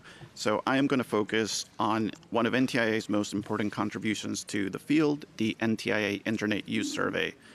This survey is a supplement to the current population survey, which is a survey that's sponsored jointly by the U.S. Census Bureau and the U.S. Bureau of Labor Statistics. It is a monthly survey, which is primarily known as the source of some of our official labor statistics. Agencies, such as NTIA, have the opportunity to sponsor supplemental questions during particular months. Tens of thousands of households are interviewed for the CPS every month, providing a large, nationally representative sample of American households. We have worked for over 30 years with our partners at the Census Bureau on this survey. In fact, the Internet Use Survey is the longest-running federal data collection on computer and internet use in the United States. We have sponsored a grand total of 17 surveys in the field since 1994, and we're planning to get our next survey out in November of this year. So here you can see a timeline of our collections. Over time, we have transitioned from print publications of our findings to a more web-centered approach to present the results. We have blog posts and other analyses of the data, and we also have a nifty, publicly available Explorer tool that I will showcase in a bit. One very important component of the NTIA Internet Use Survey is the ability to obtain input from the public on the survey instrument itself. We include a draft version of the survey instrument and seek comment from the public before we issue the survey. This forum actually is particularly timely given that last week, on June 17th, we published a notice and request for comment for our upcoming survey later this year in 2025. So with all this said, what can we learn from the survey? So in addition to learning just about internet use generally, we can also learn things like devices and internet access technologies, details about how people use the internet, including locations and certain online activities. We also have other questions, such as questions centered around potential privacy and security concerns that may affect internet use. Here's a slide on overall internet use showing its general increase in the United States over time as a percentage of the population. This is a data that you can get using our Explorer tool, which I will show in a bit. This slide breaks down device usage. Perhaps not surprisingly, for example, we have noticed that smartphone use has gone up since 2011, while desktop computer use has decreased. And here are a few online activities that we have measured and how they have trended over time, things like social media use, telework, and the like. So, as I mentioned, we have a publicly available Explorer tool that we call the NTIA Data Explorer that allows us to play with this data. For example, if I am searching for device use, specifically laptop use, you can look at that information throughout the years. You can look at the total number in millions and percentages over the years. You can also get a table that gives you a result for each of the US states and breaks them down along with numbers, percentages, and also things like confidence intervals.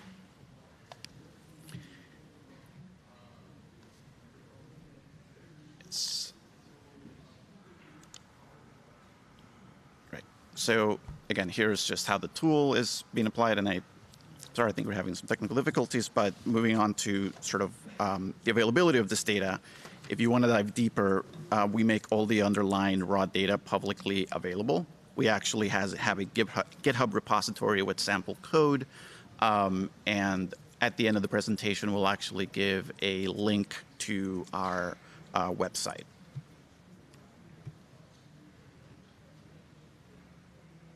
And there you can see some of the publicly available data sets that we have.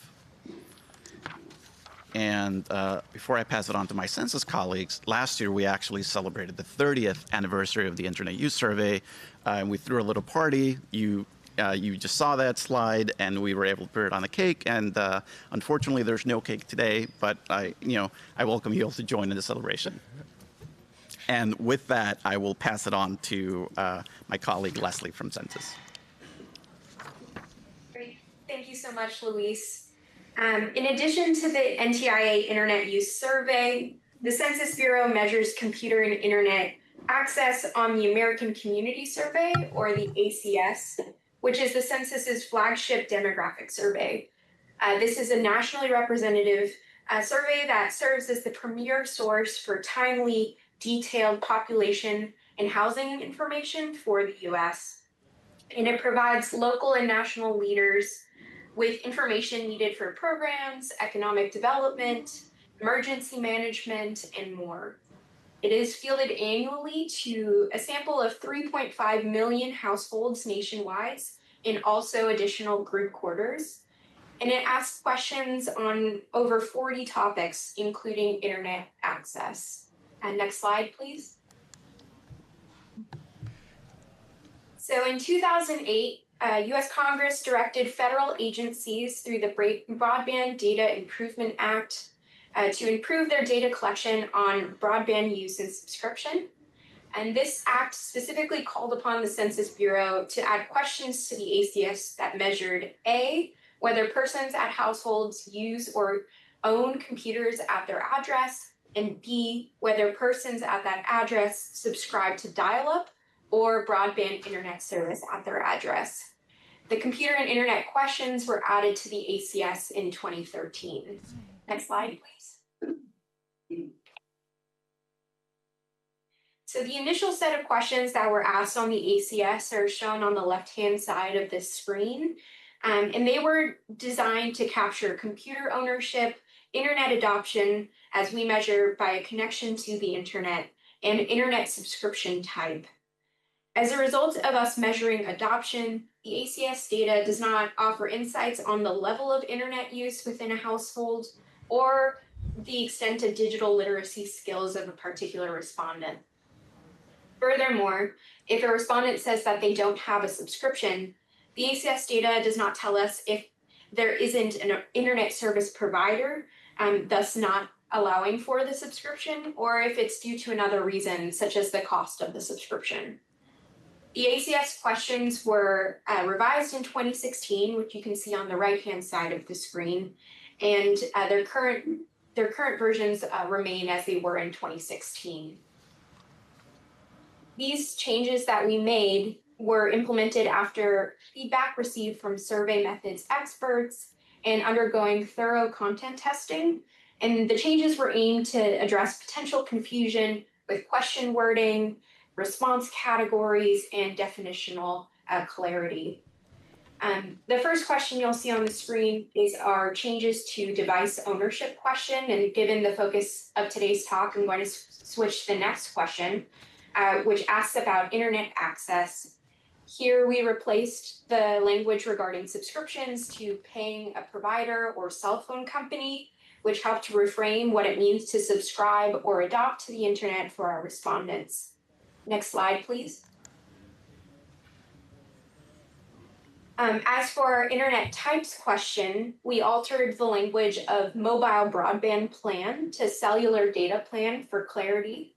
And this change alone improved our response reliability drastically. We also collapsed the high-speed categories of cable, fiber, and DSL to improve question clarity and also distinguish this category, which is fixed to a particular location, and compare it to the mobile broadband option. Again, here we removed language related to subscription and changed it to access to the internet, which improved our response rates. And as you can see on this question and the device type question before, we also offer the opportunity for respondents to write in a particular internet service type or device type that they may not see on the questionnaire. Clerical coders at our headquarters can match these write-ins to our categories as best as possible and reassign those write-ins as needed. So for example, if a respondent wrote in Comcast for their internet service type, which is a provider of cable and fiber internet in the United States, we can typically assign that respondent to high-speed broadband on the back end. Next slide, please. So based on the ACS, the Census Bureau publishes 1-year and 5-year estimates. And the main difference between the two is the level of geographic granularity captured in the estimates.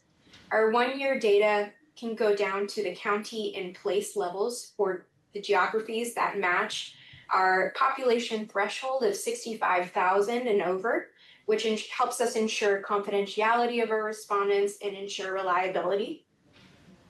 The 5-year data, which brings together 60 months of data, can go down even smaller to the census tract and block group level, as you can see on the hierarchy on the screen.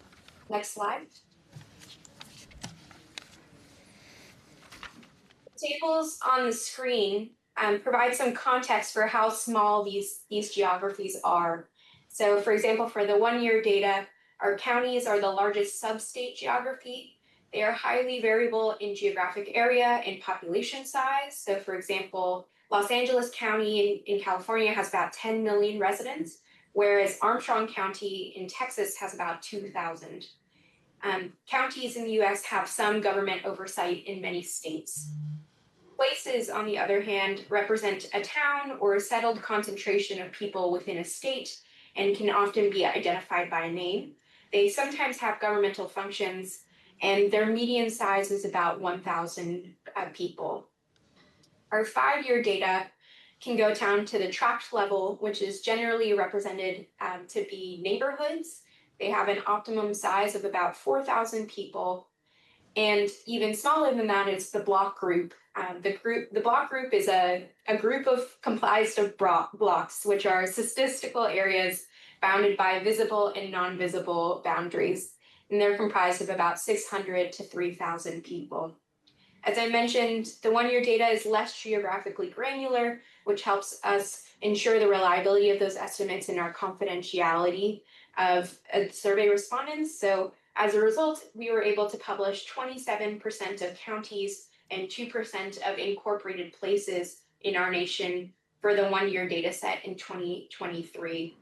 Our 5-year data, in contrast, has a greater sample size and better reliability for smaller geographies, and as a result, we were able to publish all estimates. Next slide, please. Using the ACS computer and internet data that we collect, the Bureau publishes 14 tables on device ownership and internet adoption by select demographics and geographic breakdowns. The data is available on our data tool, which is data.census.gov, and data users on that tool can access pre-tabulated products and use tables to create custom maps, as I did to create the map on the screen here, which shows the percent of people age 65 and older with a broadband subscription and computer by state. In addition to the tables and maps, data users can use our public use microdata sample, or our PUMS data, to create custom tables. This PUMS data is a subsample of the ACS microdata, and it goes through many disclosure processes to protect confidentiality. Next slide, please. In addition to our pre-tabulated products, we also produce written reports based on the ACS data. This most recent report investigated computer and internet use trends between 2013 and 2021. It also explored disparities in broadband adoption at the county level and included a great section on the demographics of smartphone-only households in the United States. Next slide. We also author shorter blog-style publications called America Counts Stories. And here I have two examples, one pertaining to tablet ownership among households with children, and the other exploring broadband adoption disparities among tribal households. Next slide. So what are the strengths of the ACS data? As I mentioned, it has a large sample size, which allows us to publish geographically granular data. So for example, if you were interested in studying broadband adoption at the sub-neighborhood level, our 5-year data from the ACS could help you get there. Additionally, the ACS offers detailed demographic data available for sub-state geographies, which helps academics, policymakers, community stakeholders, and more explore internet adoption disparities by different factors like income, education, and rurality. We also publish the data on a frequent basis, on an annual basis, and it undergoes rigorous verification and reliability checks prior to us publishing it. And it also provides a helpful time series of data as it dates back to 2013.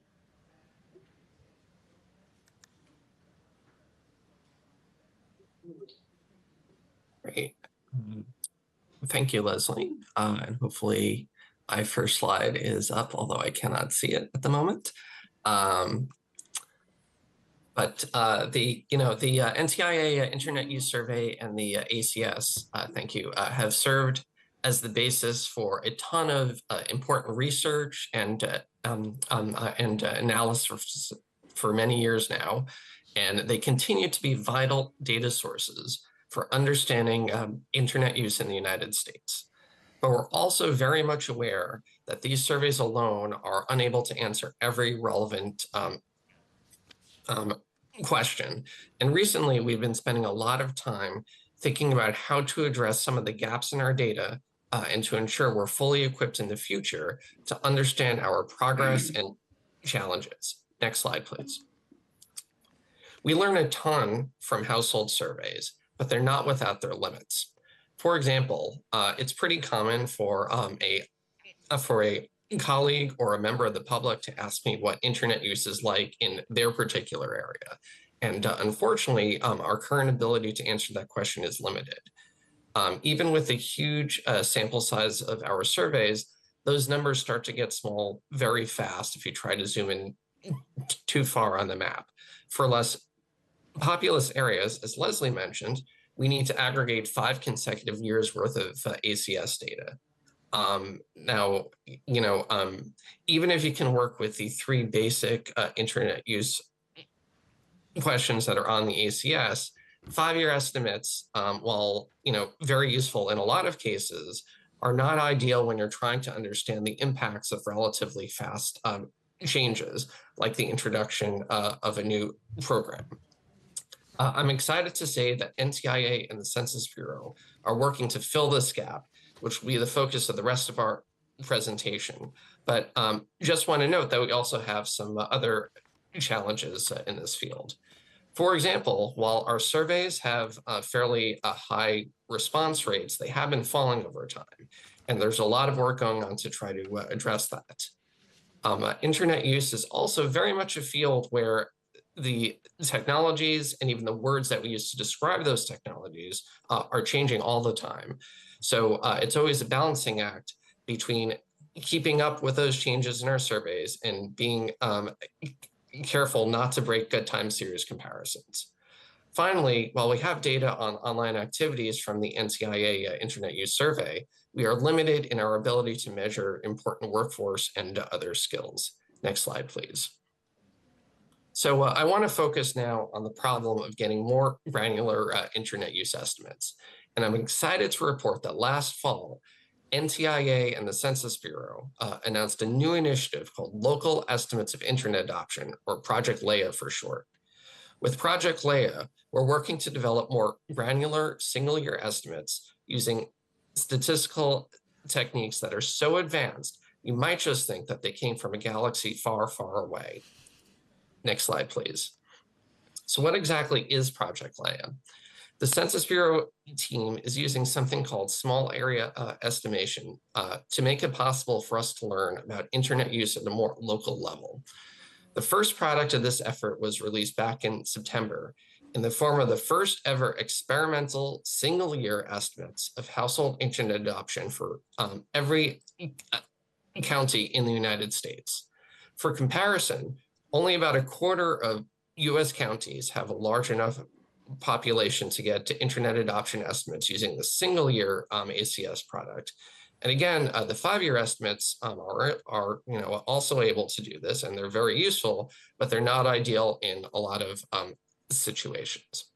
Next slide, please.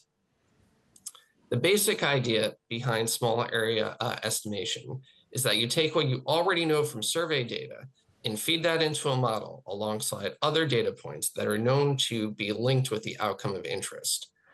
In this case, we know from previous studies that factors like income and the availability of broadband infrastructure are predictors of internet adoption rates, so we can work with those as auxiliary data sources. Heather will go into more detail about this in a moment, but by incorporating these outside data points alongside the direct survey estimates, you get estimates with smaller margins of error compared with the survey estimates alone. And you also reduce the risk that individual respondents in less populous areas could be re-identified by the publication of new estimates. That makes it feasible to publish reliable estimates for places with smaller populations, all without having to interview any more households or putting anyone's privacy at risk. Next slide, please. For our first experiment with, with this, the Census Bureau team was able to estimate the proportion of households in every US county that had a wired internet subscription in 2022. We were really excited to be able to share these first results with the world last fall, and we put together an interactive map on NTIA's website to show off these new estimates. As you can see, there's quite a lot of variation in adoption rates among US counties, and these estimates enable you to zoom in on a particular area of interest. Next slide, please. While this is a promising start, we think there's a lot more that can be done with Project Leia, and NTIA and the Census Bureau are working together on the next steps. At the same time that we released the feasibility study and experimental estimates, NTIA put out an RFC asking for feedback and ideas for future directions. We've got some great suggestions that we've incorporated into our work moving forward. Right now, we have 3 tasks that we're working on as part of this initiative. First, the Census Bureau team is looking at ways to refine the model for the current set of estimates to get to the point where we all feel ready to shed the experimental label. Second, they are exploring the feasibility of producing even more granular estimates at the census tract level. As mentioned before, census tracts in the United States are basically neighborhoods in a lot of places, and they generally contain between 1,000 and 8,000 people. And finally, they are working to apply machine learning to bring some of the more detailed computer and internet use data from the NTIA Internet Use Survey to the ACS data set, opening up new research opportunities and setting the stage for the potential for small area estimates of those more detailed variables in the future. We're very excited about the potential for Project Leia to help improve our understanding of internet use in the United States. And I'm pleased to turn next to Heather, who will get into some more of the technical details of how the Census Bureau is making this all possible. Thanks, Rafi. I'm happy to continue our 30-year partnership with NTIA, with Project Leia, and I'm going to reiterate a lot what Rafi said. So Project Leia is filling in the gap to obtain one-year estimates of internet adoption for all counties, because we need to measure time more quickly than what the 5-year ACS estimates can tell us. So the nearest alternative, we could publish the survey estimate from 1 year from the ACS, but as Rafi and Leslie talked about earlier, you would only get about a quarter of all counties. And so Project Leia, using small area modeling techniques, allows us to blend that survey with other sources, like Rafi pointed out, to publish internet adoption rates for every single county in the United States. That's 3,144, I think it was at last count. Okay, so next slide. And so the smaller remodeling technique that we use, this is a very high level view of what that looks like. The Leia model estimates are really the combination of two separate estimates of internet adoption. And so on the left-hand side of the slide, you see that one component is the AC estimate. This is just from the survey by itself, the proportion of county households that have adopted internet. And on the right-hand side is what we call the indirect estimate. And this is the mechanism that we use to bring in the other related data sources and other factors that are related to internet adoption. So this is a regression model where the outcome is internet adoption at the county level. And the predictors are median household income for the county, the proportion of the population with a bachelor's degree or higher, and the proportion of county households that have access to broadband infrastructure, which is taken from an administrative source that measures broadband internet infrastructure from another agency. We can talk more about that if you'd like. And so taking these two separate estimates of internet adoption, we blend them together where the contribution of each is determined by the relative precision compared to one another. Next slide, please. So here's another look at that same visual where we see what happens in larger counties like LA County, where we have a population of around 10 million people. The ACS direct estimate on proportion of households with internet adoption would be pretty reliable because we would sample a lot of households from this county. Because it's a very large county, we would send out a lot of questionnaires and we would get very good data from this county because of its size. And so the final modeled Leia estimate, we would expect a higher contribution from this high quality direct survey estimate where we ask the households directly, do you have access to an internet broadband subscription? And so the Leia model would draw more information from the ACS compared to the regression model defined in the indirect estimate. Okay, next slide. And so you can imagine for smaller counties like the one in Texas Leslie talked about earlier, we would expect more contribution from the indirect estimate because the ACS estimate for that county, we wouldn't have a lot of cases to derive an estimate from. And so the resulting estimate of proportion of households would be rather noisy. This would be reflected in the weight that combines the two estimates, the direct estimate from the ACS and the indirect estimate that brings in the additional data. Here, the indirect estimate, we would expect to contribute more to the final estimate for that particular county. Okay, so that's in a nutshell how Project Leia works. And so the next slide this is the same map that Rafi showed you. This is just a screenshot from our feasibility report. Exact same data, but if you want to interact with the data, you'll go to the NTIA website to look at different views and zoom in and zoom out. So on the right is just kind of a reminder of what exactly are we modeling here, and this is the from the actual questionnaire in the ACS. So we're modeling the proportion of all households in each county that subscribe to high-speed broadband internet service that's cable, fiber optic, or DSL, just as a reminder. And so this map is a gradient. So darker blue counties are going to be those that have higher proportions of households that have adopted internet with that particular technology type. Next slide. Okay, and so this is just kind of a typical QC that's done in small area modeling. What we're looking at here is a scatter plot that compares the proportion of county households that adopt internet compared to that derived from our modeled Leah estimate. ACS proportion is on the x-axis or the horizontal, and the Leah proportion is on the vertical or y-axis. And so each one of these circles represents the county.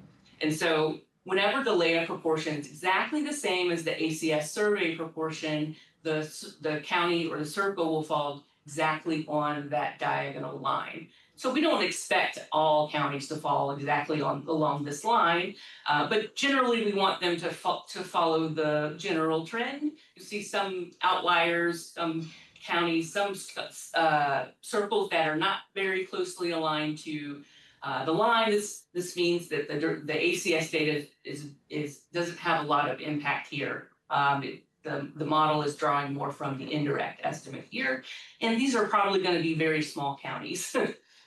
So this kind of a handful of scatter of points away from the line is completely expected, but we see in general the two estimates agree, and this is as desired.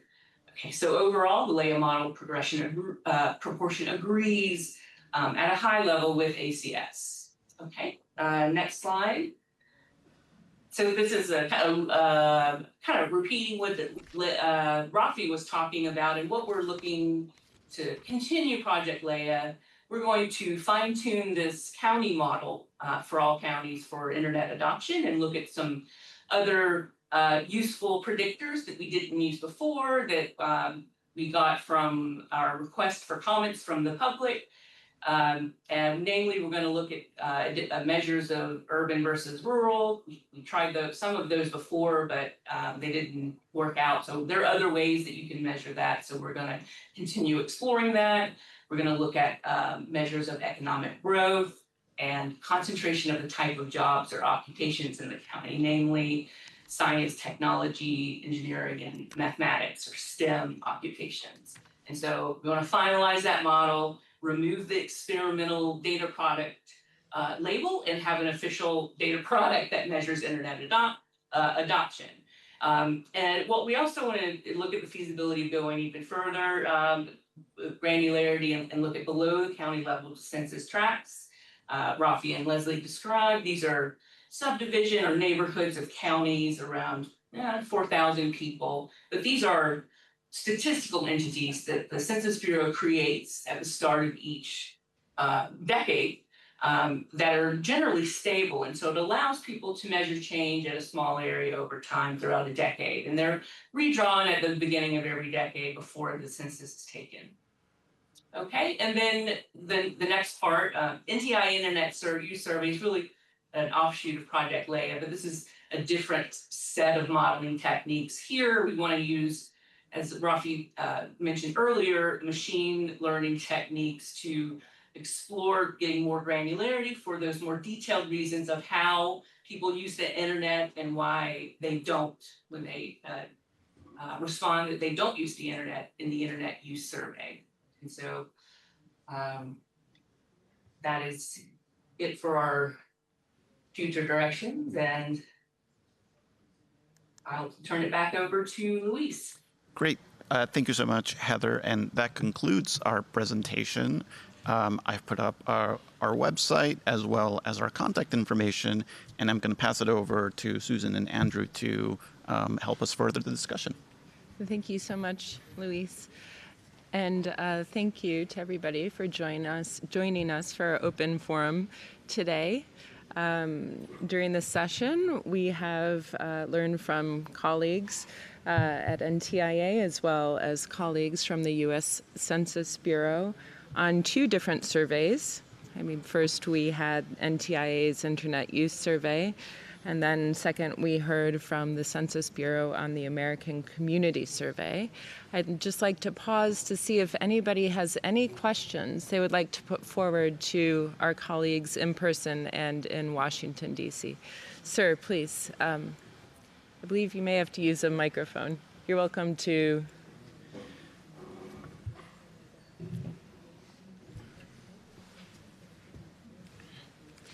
Hi, do you hear me?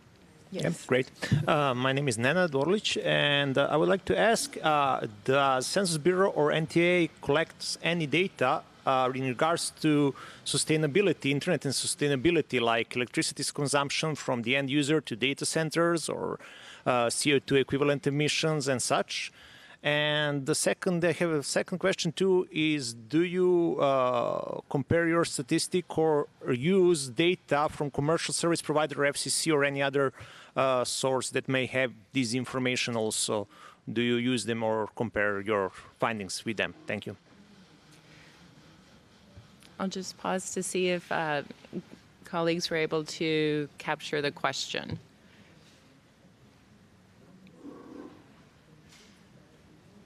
Rafi? Yeah, I guess for the Census Bureau, we have lots of different sources that we could potentially use that are collected by other agencies, not specifically the consumption from data centers per se, but we have used in other modeled products data from the Department of Energy, which collects data on energy consumption and detailed. We use that for a project to estimate what proportion of households use air conditioning, which is not asked in the AC, so we brought in that particular data. So the Department of Energy would, we could probably have a look to see what kind of detailed sources about energy consumption are available. And yes, we do have third-party sources, just depending on the subject matter. The other administrative data that I was talking about that's used in the LEA model is data collected from the Federal Communications Commission, FCC, that measures broadband internet availability for each county and down to the block group level based on speeds that are advertised and the type of technology. So we have a lot of sources that we could potentially draw from. And yes, we have from other agencies and from commercial sources. Thank you. Rafi, do you want to add anything to that? Rafi, were you aware of any energy consumption sources that specifically look at data center consumption? I am not. I think we would love to get our hands on those data if they were available somewhere. I was just going to speak a little bit to the second part of the question, right? And and just to add that in this session we've been talking about internet adoption and usage data, whereas the FCC, as Heather mentioned, is the entity that collects data on where broadband infrastructure is actually available. So we do have that, a whole other data source, and as Heather mentioned, that is actually one of the inputs into the experimental model for Project LEA. Thank you so much. Thank you for the question, and thank you for the responses, colleagues. We have a question from an online participant. We'll go to him next, and then, sir, we'll take your question after the online participant. So Robert, please, the floor is yours.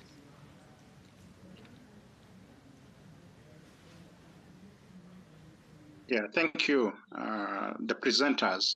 My question is, I'm based here in Uganda and I work for a small organization called Youth in Technology and Development Uganda. Yes, I've been listening, and down here we have a challenge of measuring internet.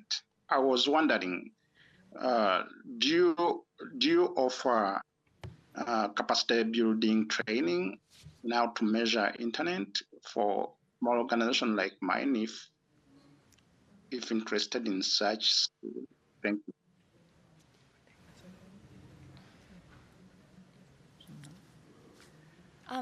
So I will briefly chime in that that is a very excellent point that we can take back to our colleagues in Washington to consider.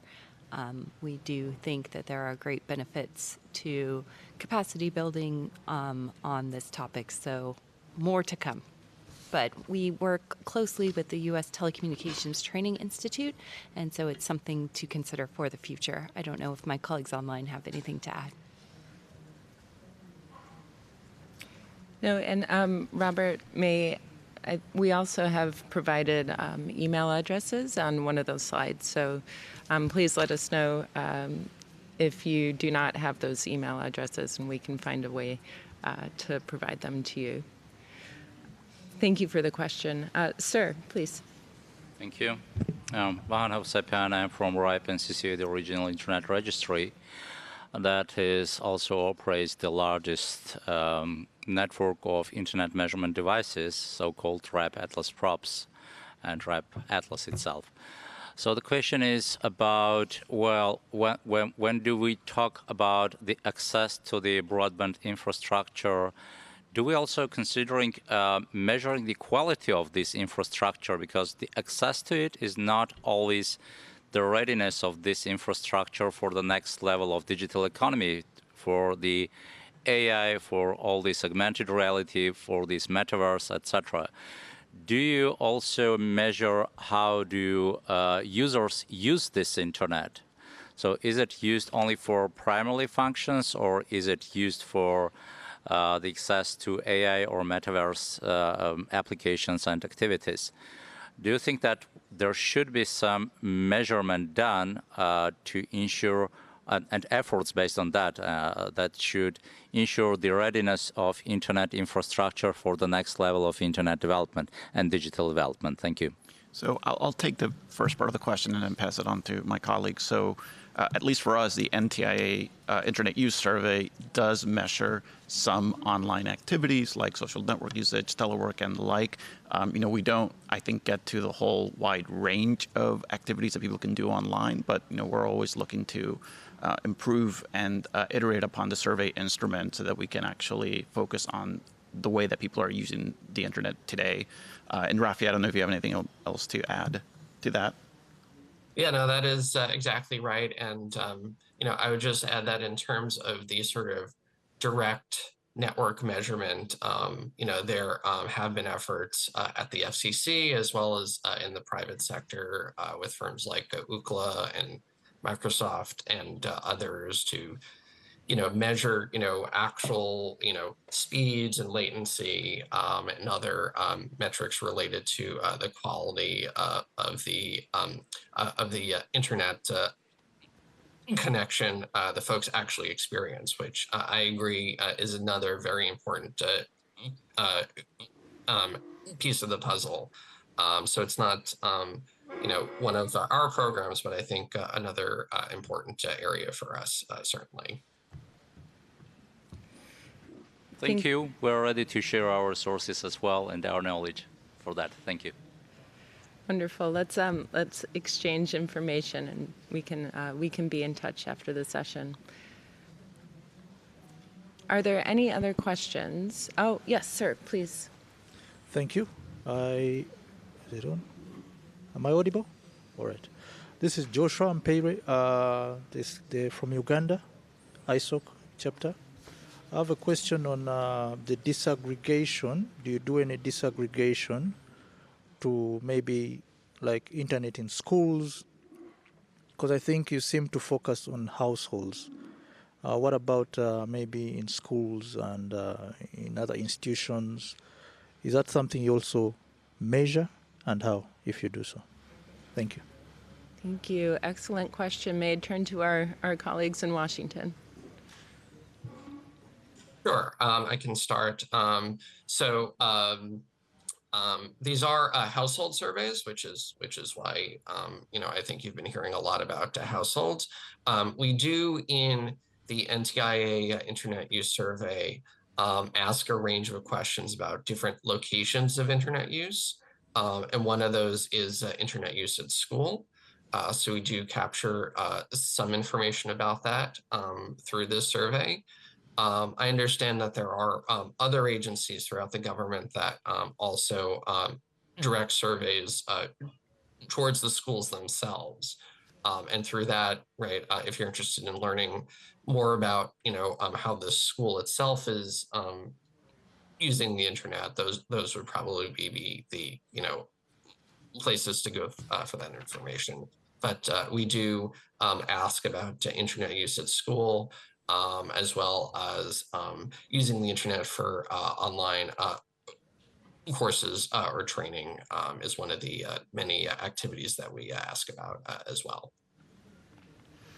Excellent. Thank you. Anything to add from on the census side?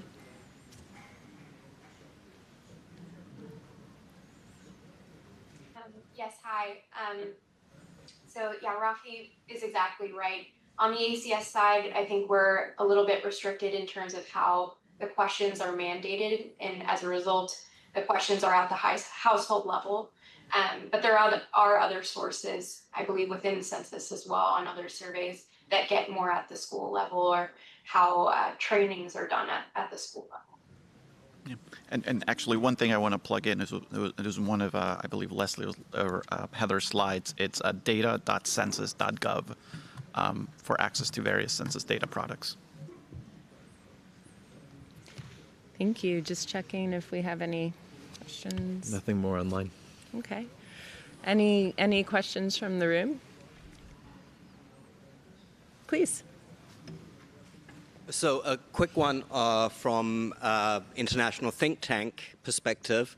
When we speak to member states, the trouble is not just data collection, but actually using it for targeted initiatives for those who are not yet included or using the internet. So how does your data collection feed in to the decision-making process at county or state or central federal government level to really make initiatives that target those geographical segments and those household and user segments that are not yet got the access, got the skills, or not yet using the internet for various functions, anything from participating in public discourse, using government services online, shopping online, banking online.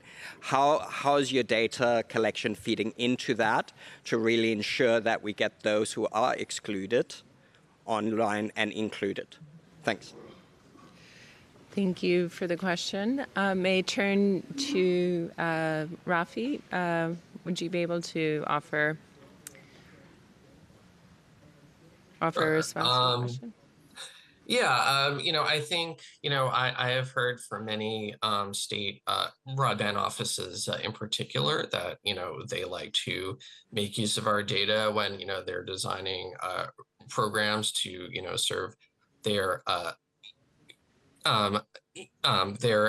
constituents. So certainly, at the federal level, we don't have a monopoly on how we use these data. Certainly state and local governments and nonprofits and the private sector make use of these data all the time for their own work. It is not uncommon for us here at NTIA and elsewhere in the government to cite some of our data, for example, in an FCC filing or in another venue where we are analyzing various policy issues. so that I think is, part of how this is helpful. But, we certainly don't think that we have a monopoly on, how to best make use of the data. One very important feature of these data sets is they're all available for public use. And researchers and advocates on the outside do a lot of great things using our data. Thank you so much, Rafi. We just have a few minutes left. I would just like to invite the audience to share any of their experiences on measuring internet use. Please feel free. We did flag these questions towards the top of the session, but we still do have some time if anybody would like to contribute.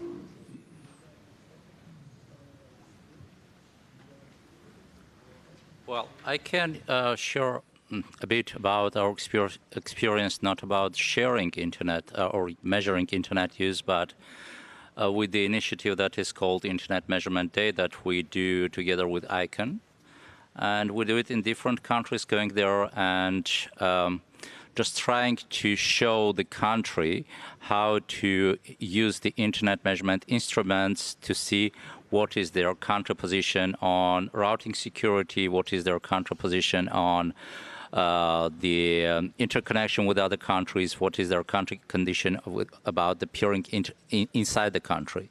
So I guess we should have similar activities so we can have more understanding how we can improve the situation, to have these networks ready, because we talk a lot about these digital services, but there should be also the understanding that to ensure these digital services, to ensure this next level of digital development, we should have an appropriate level of internet development in the country, appropriate level of critical, resilient infrastructures in the country, route servers, IXPs, all the stuff that is connected and that is equivalent to the needs of digital economy and society of the future, of now, because now is the future.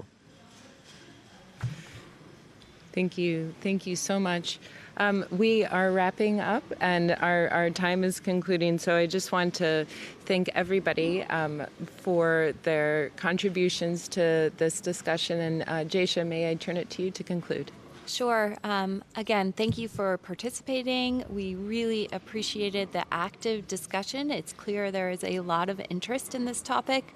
Our goal today was to introduce it and then to continue the discussion.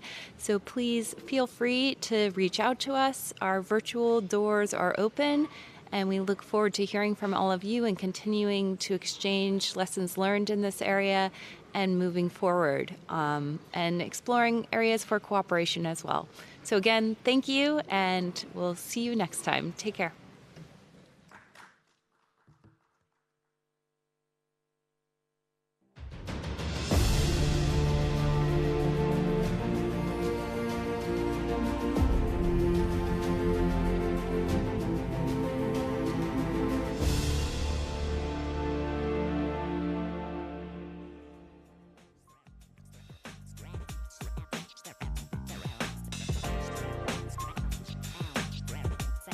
Sector.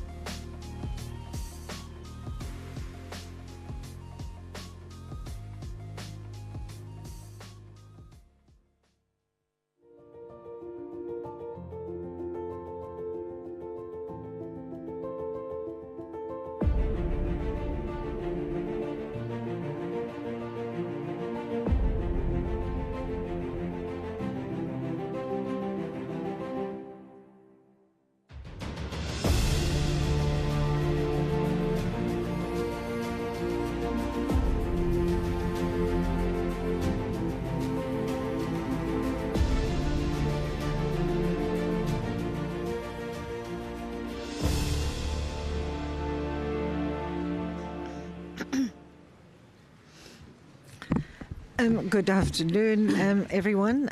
Welcome to this open forum on shaping Africa's digital future and looking at that future through data governance. We have a fantastic panel, so I'm going to start. We've lost a little bit of time, so I'm going to quickly introduce this panel. Firstly, we have Honorable Salima Ba from Sierra Leone, and we're really pleased to have her. She's the Sierra Leonean Minister of Communications, Technology and Information. Here on the other side of the panel, we have His Excellency Ambassador Bitange Ndemo, past collaborator, and in fact something they didn't put in your bio is that you once hosted the IGF in Nairobi in 2011. Currently, Bitange is the ambassador of Kenya to the European Union, so he's based in Brussels. And right here on my right is Priya Chetty, the incoming Executive Director of Research ICT Africa, which I think is Africa's foremost think tank, and I think in general producer of data evidence and analysis in policy and digital development in Africa. And then on my left here, I have Wakabi. Wakabi is from CEPESA, the Center for Collaborative Internet Policy in Eastern South Africa, and also, I think, a veteran of internet governance. And I think one of the organizations that has done just such an immense job in building the capacity of civil society in Africa in trying to be active or being active voices in policy. And then on the far left, we have Kojo Waji, who is Vice President, Public Policy for Africa from Meta. And I think, Kojo, this is your second IGF? Third? No, this is my 19th. Your 9th? 19th. 19. Yeah, I feel like I've participated. Were you in the youth caucus at the first one? No, I am a 70s baby. Well, welcome. It's really good to have all of you here. And my name's Anriette Esterhuizen. I am the organizer of the African School on Internet Governance. I'm a past chair of the UN IGF MAG and associated with the Association for Progressive Communications. I think just really thanks to the organizers for this session, because data governance, I think, is indeed really one of those important cross-cutting topics that we need to engage at the IGF, and it's particularly important at the moment for Africa, looking at where Africa is in its journey on digital transformation. There's a rollout of digital IDs, national data exchanges, AI strategies, and cross-border trade initiatives. For example, the implementation of the African Continental Free Trade Area. And all of these efforts hold promise for Africa's development and for increased digital equality in Africa. But behind every digital system and innovation lies a very important critical foundation. In fact, I think two critical foundations. Firstly, data governance, effective, accountable, inclusive, development-oriented data governance, but then also digital inequality, which is the context that still tends to undermine the implementation of so many innovative and forward-looking digital transformation strategies on the continent. But data governance is not just about regulation. I think it's about systems, coordination, and institutions that ensure that data is managed in ways that are secure, transparent, and trusted. And I think, just adding this is particularly relevant to the IGF, trusted across stakeholder groups and by different types of actors, trusted by private sector operators, by privacy advocates, by trade justice advocates, by governments, and by the technical community as well. And it's only really when you have this trust that digital transformation can be implemented, but work and achieve benefits for people.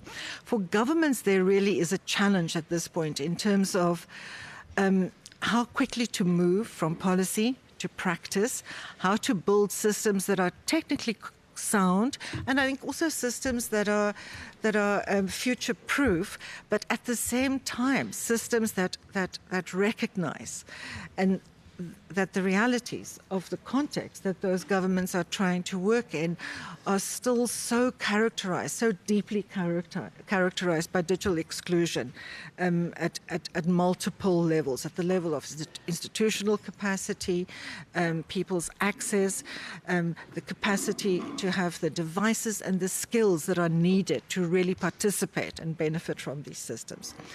So this session is trying to bring together these quite diverse, different stakeholders to talk about this. They're all involved in this in one way or another.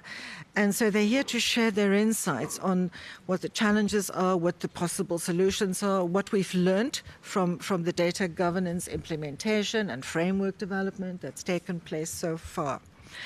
And to start us, I'm going to ask Minister Salima Ba from Sierra Leone to just give us a sense in terms of what Sierra Leone has done and the experience that you've gained, over the last few years. What do you think? What are the critical, the factors, the variables that really makes that difference between not effectively implemented policy and strategy or incoherent or non-harmonized policy and strategy to policy and strategy that actually makes that leap from theory, from ideas, from strategy to practice to implementation? Yep. Thank you so much for organizing this, and definitely to the organizers at GIZ and everybody else who's participated.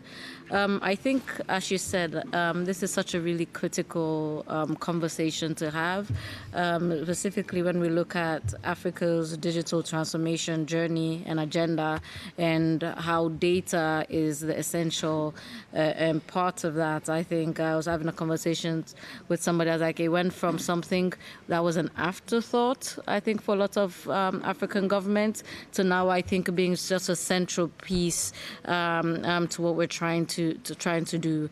And I think, well, one, specifically, we understand when we talk about our digital transformation agenda, how issues such as data sovereignty and how our data is managed and what that looks like, I think, now the understanding of how critical that is, I think it's even more established. But then also, I think the other reality is the economic value when it comes to data as well. I think that is also a part of it, that everybody's getting to the understanding of there's a huge economic value, and we want to ensure that how that is exploited or how that is managed or leveraged or tapped into, we want to be part of those conversations as well.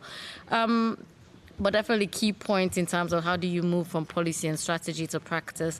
I think one of the first for Sierra Leone, what has really worked, because this has been a journey that we've been on for maybe over 20, 25 years, but really we've only started seeing effective outputs from that, I think, for the past 6-7 years. And I think it's been as a result of really strategic prioritization. So, for example, from the very top level, by His Excellency the President, we get to see that political buy-in and interest. For example, when the President came in for the very first time, he appointed a Chief Innovation Officer. He established a dedicated agency that focuses on technology and how do we implement. He's included it in making technology a big five, one of his big five game changers in the National Development Plan. He's established a dedicated ministry. So that's been really key, because most of the time, in terms of how government works, really political buy-in is really like half of the battle already won. So, and even like 2 weeks ago, we had an annual conference, and His Excellency the President had like a fireside chat where he really got to speak to the public about this vision and his plans for it.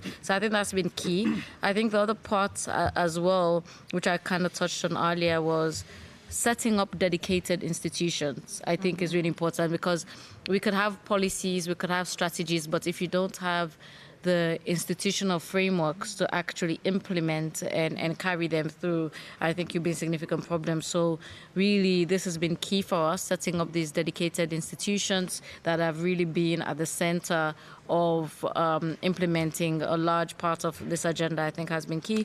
We're even now at this point also very soon looking to establish another agencies like the e-government regulatory agency that would really enforce issues around data governance. And I think perhaps just tell us what, I mean, when you say the relevant institutions, what are the institutions that you've established that you feel are playing such a vital role? Absolutely. So, for example, the Directorate of Science, Technology and Innovation was established in 2019, soon after the government came into force. This has been a key institution for us in terms of really implementing and developing digital government solutions and moving forward that way. We've established the National Cybersecurity Center.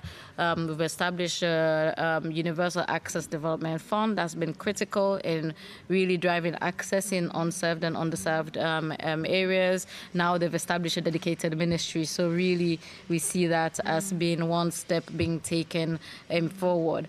But then also maybe the final piece we believe of this, I think what I like to call my twin pieces, is around, one, education. I think, well, especially when we talk about data governance and within our environment, sometimes there's this feeling of wanting to hoard data, people wanting to micromanage data, people not wanting to share data. So really for us, what has been key is education in terms of making public institutions and workers understand the value when we really get to use data and do the value add of data. But also getting them to issues around capacity building, ensuring that people actually have the capacity and to implement the areas of focus. But maybe the other part of it is also enforcement mechanisms. Because sometimes I think we understand in our region that people don't want to do it for two reasons. Either there is a fear of this new way of doing things, this new idea that now I'm meant to actually share my data with another institution. So why am I doing that? I don't want to. So we get to educate them and drive that way. But also sometimes it's just unwillingness to do it because of people fear transparency and accountability, and they don't want that either. So we look at both sides and we make sure we have enforcement mechanisms that would address either scenario. So I call it my carrot and stick, where we reward those who follow the guidelines, and then we look at ways of punishing those who refuse for one way or the other. So it's been a definite carrot and stick method for us. Thanks very much for that. I think what really strikes me from that institutional ecosystem you described, that many of those institutions are not dealing with data governance in a narrow way. In fact, you've described an institutional context which covers institutions that deal with access and inequality to education, which I think is a very creative. It's that kind of whole of government approach that we hear a lot about and very rarely see.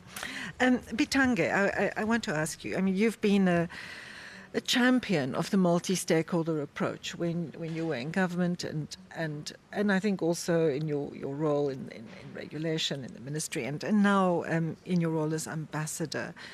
How do you feel Africa can leverage the partnerships that operate in a space like the IGF and in the data space to accelerate our digital agenda? You know, how can we take advantage of best practices, but still stay in the driver's seat, as you know, as in the sense of not just copying blueprints that are coming from elsewhere, but actually appropriating, developing, redesigning, or even designing from scratch and innovating approaches that can meet our needs.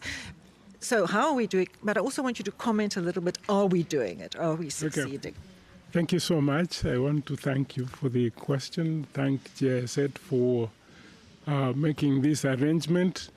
I have been looking backwards to see what we would have done best to benefit Africa in this space.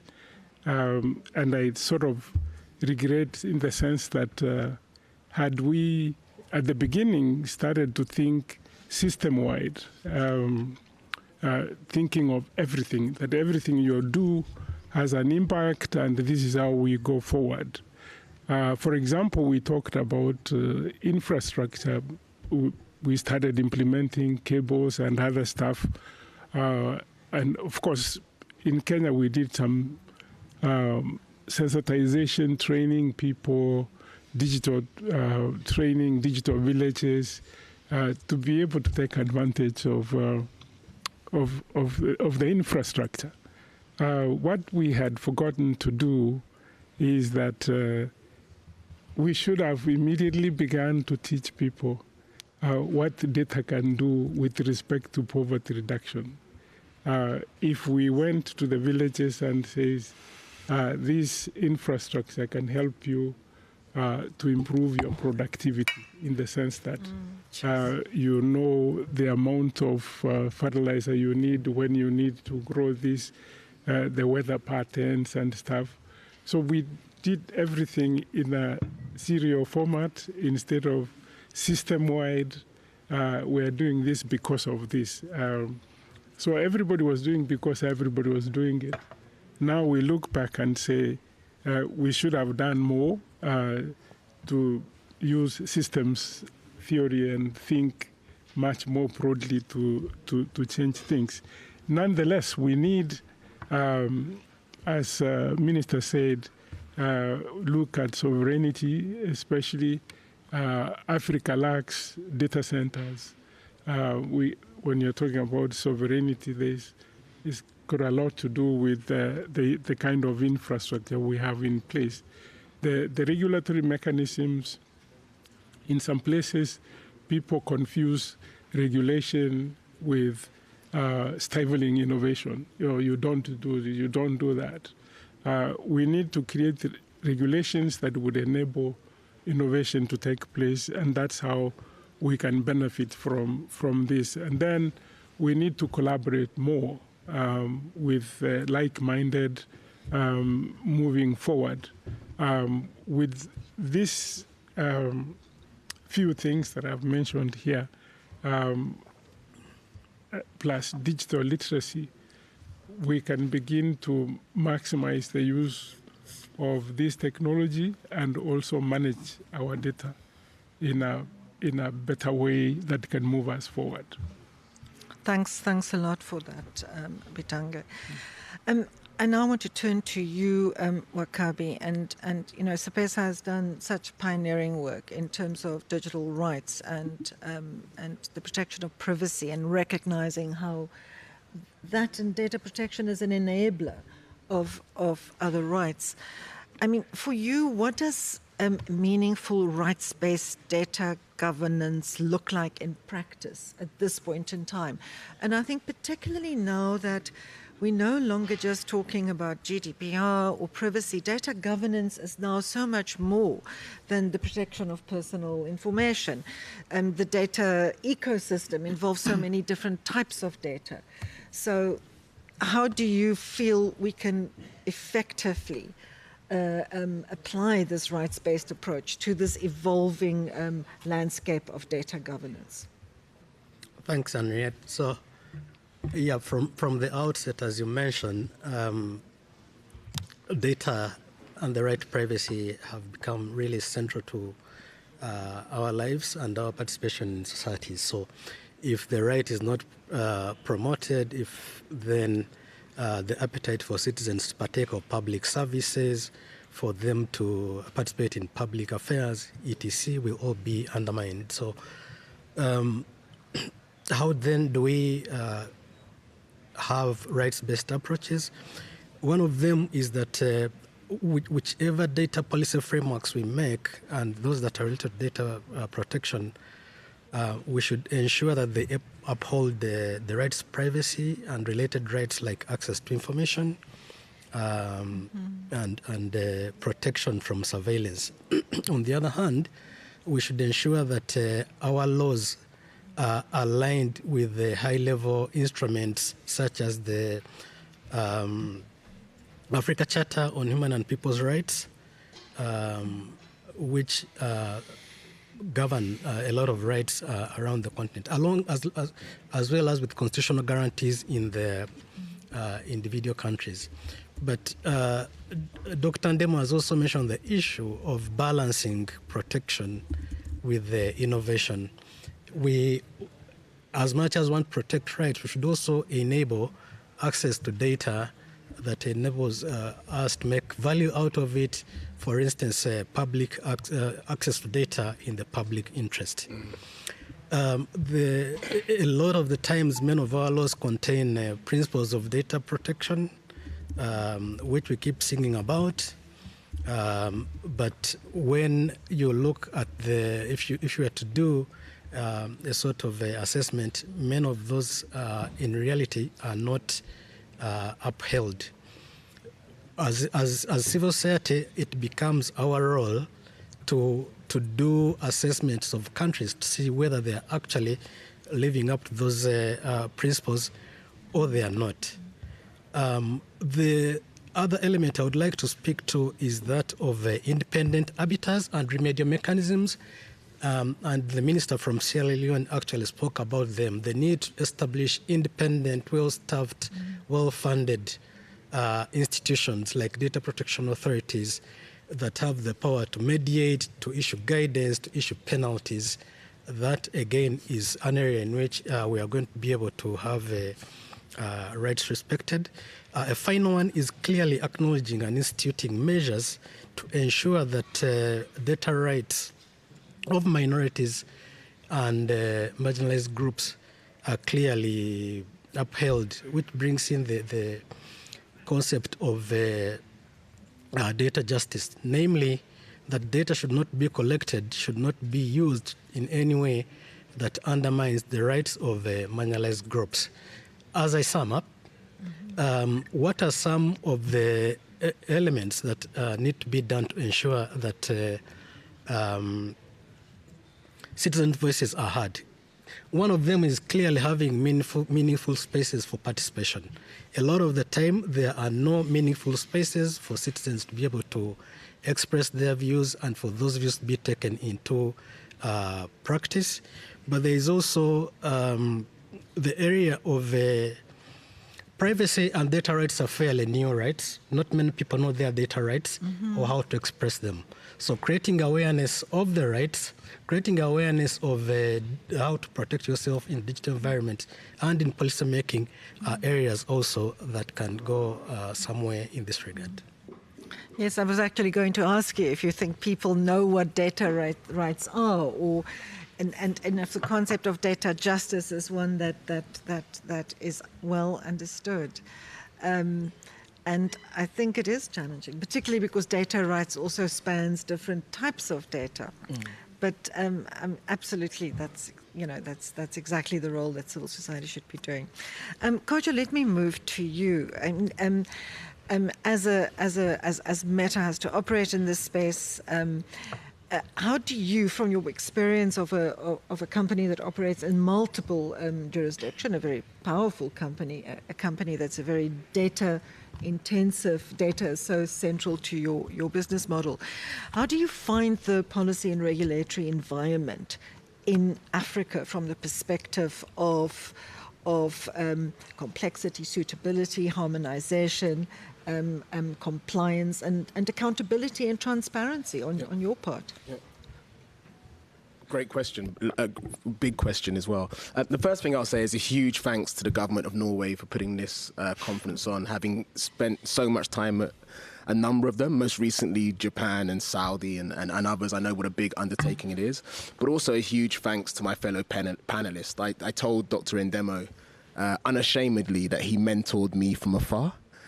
Certainly with my time with the Alliance for Affordable Internet and still with the Global Digital Inclusion Partnership, etc. And some of the changes he made to the policy environment in Kenya were groundbreaking in terms of how they accelerated access to the mobile, etc. And Wakabi and Priya, who I worked with, Alison and many others.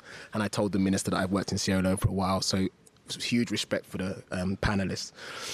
In terms of the policy and regulatory environment in Africa itself, and most of my work across Africa, Middle East and Turkey is with Sub-Saharan Africa, although I do look after North Africa as well, but I'll probably focus on Sub-Saharan. I see a lot of development.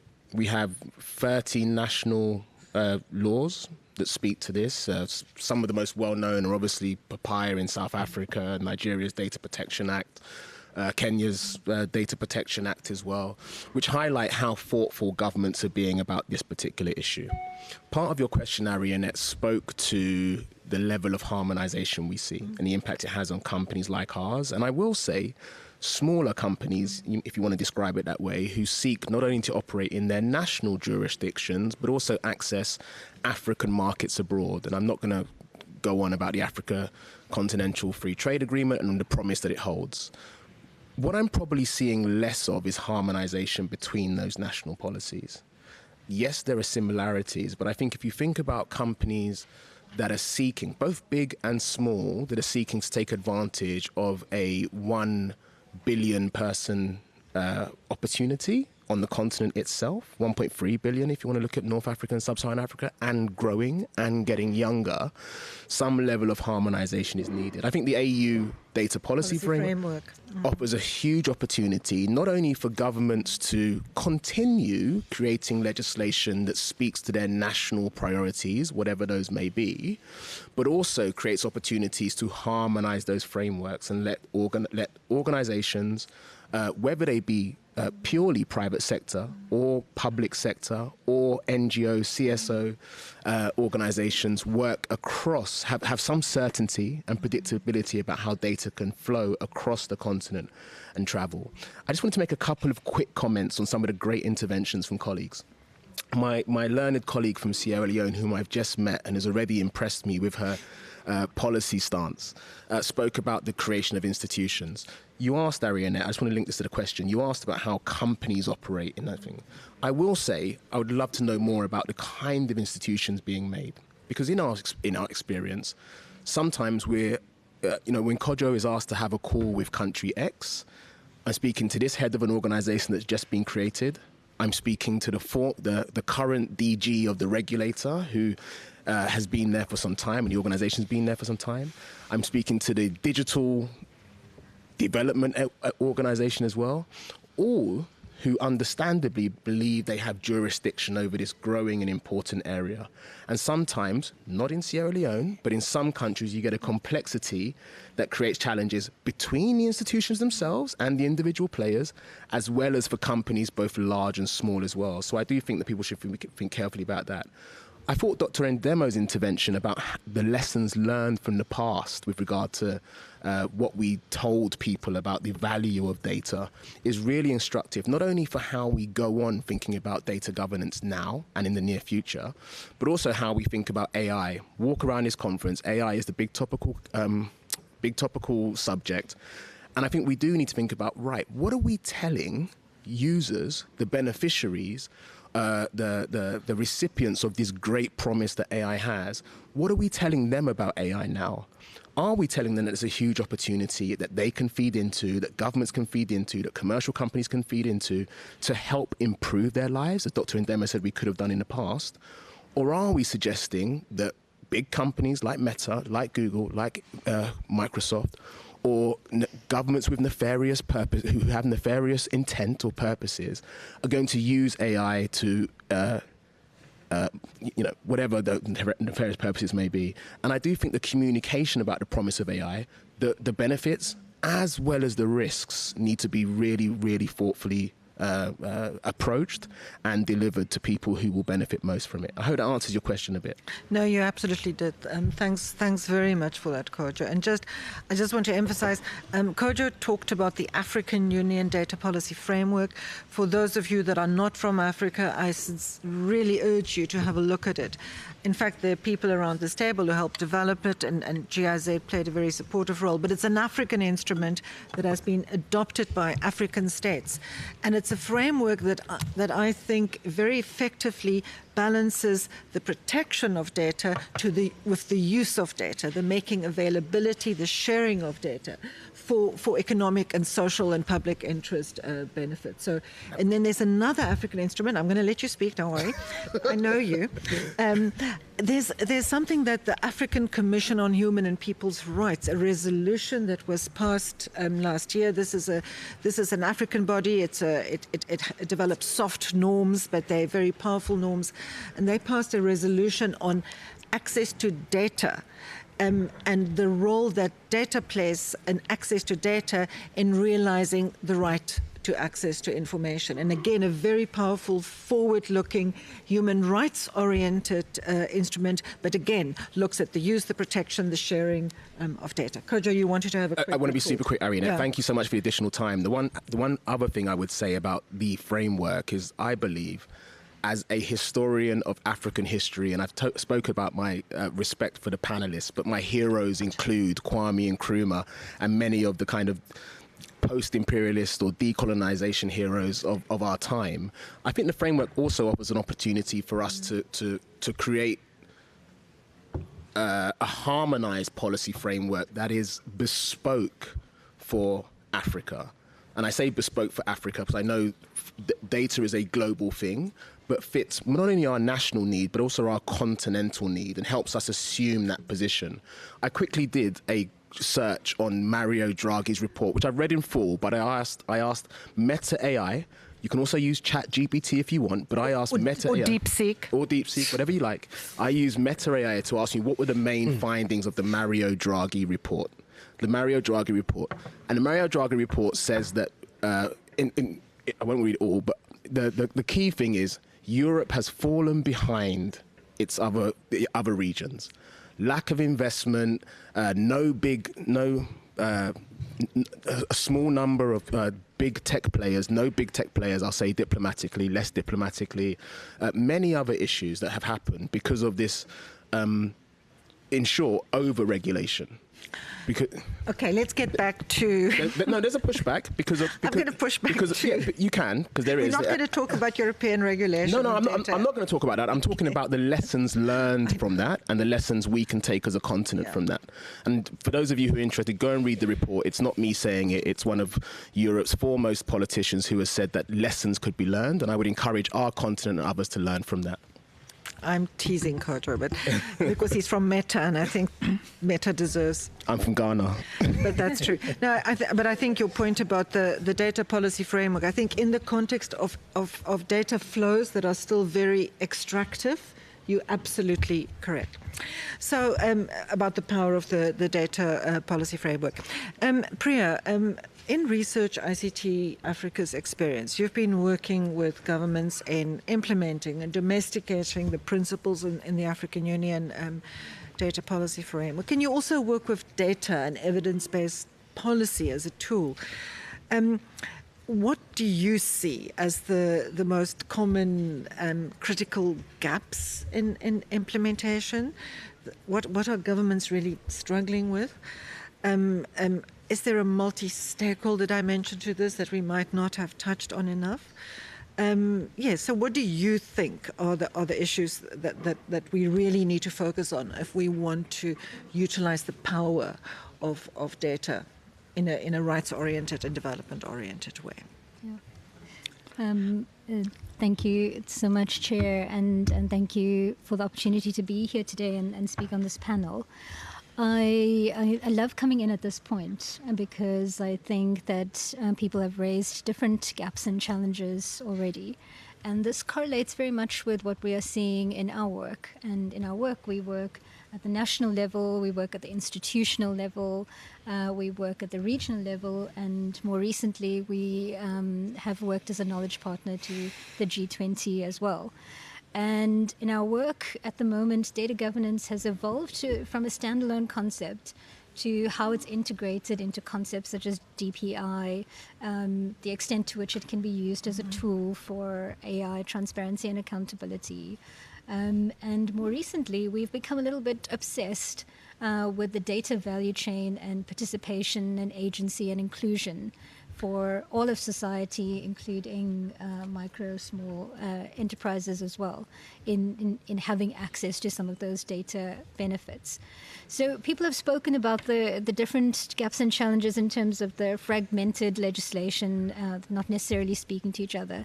And this is a global phenomenon as well. It's a very dynamic field, and definitions of data are changing by the day, in fact, and we cannot resolve on a single definition. And even when we speak about the data value chain, it's so dynamic, it's moving very, very fast. And in fact, it's in some ways unfair to ask the policy to keep up with the pace of innovation. People have spoken about the enforcement mechanisms and weaknesses in the enforcement mechanisms and the regulatory oversight models that we have, and that coherence and alignment in what we speak about now as a data ecosystem, where we realize everyone's got a role to play, the different government departments. We heard how science, tech, and innovation are coming in. We know about how statistics are being called upon to play a role. So that coherence in the data ecosystem as well. And someone raised political will, and as being one of the, and we've all had experiences with that. You know, investment and money and being resourced is the one challenge in order to make these kinds of institutional shifts and capacitate the different institutions. But on the other hand, you have to have a real political will and commitment to seeing it through. And of course, we remain with these very structural inequalities. So when we speak as the Global South, when we speak from a continental perspective, we entrench that we need meaningful inclusion. And that means that we also need data literacy and digital skills that enable us to participate in the opportunities that we are speaking about. The work that we have been doing is then in that evolution of the data governance framework. So what do we want to see from a regulation perspective, institutional perspective? And I don't want to box us into an African perspective because, as Henriette mentioned, we have a world-class African Union data policy framework. And it is being consulted on as a novel approach to data governance across the world. And because it introduces novel principles on how we can bring more equity and agency for everyone in the benefits of the data economy. But what are the things we're looking for as we make these shifts? For those who work with us, our partners, you know, we always speak about our situational analysis where we want to understand the political economy and the kind of infrastructure setup and where do we stand before we work on data governance.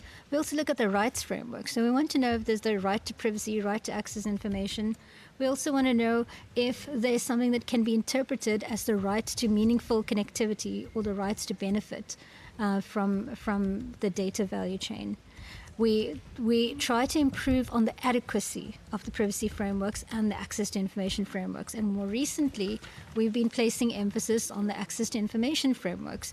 You know, how do we manipulate the proactive disclosures and mandatory disclosures in this, that we start to open up the data and have it available to those that need to use it.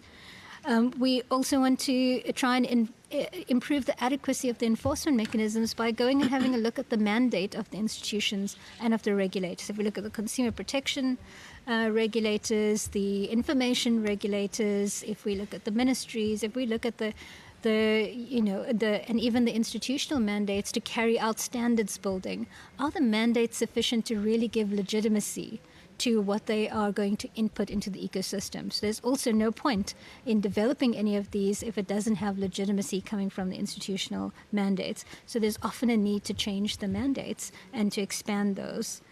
But what I wanted to place focus here that we haven't spoken about is to bring the civil society perspective in, which is that in all the work that we are doing, are we really putting emphasis on the user?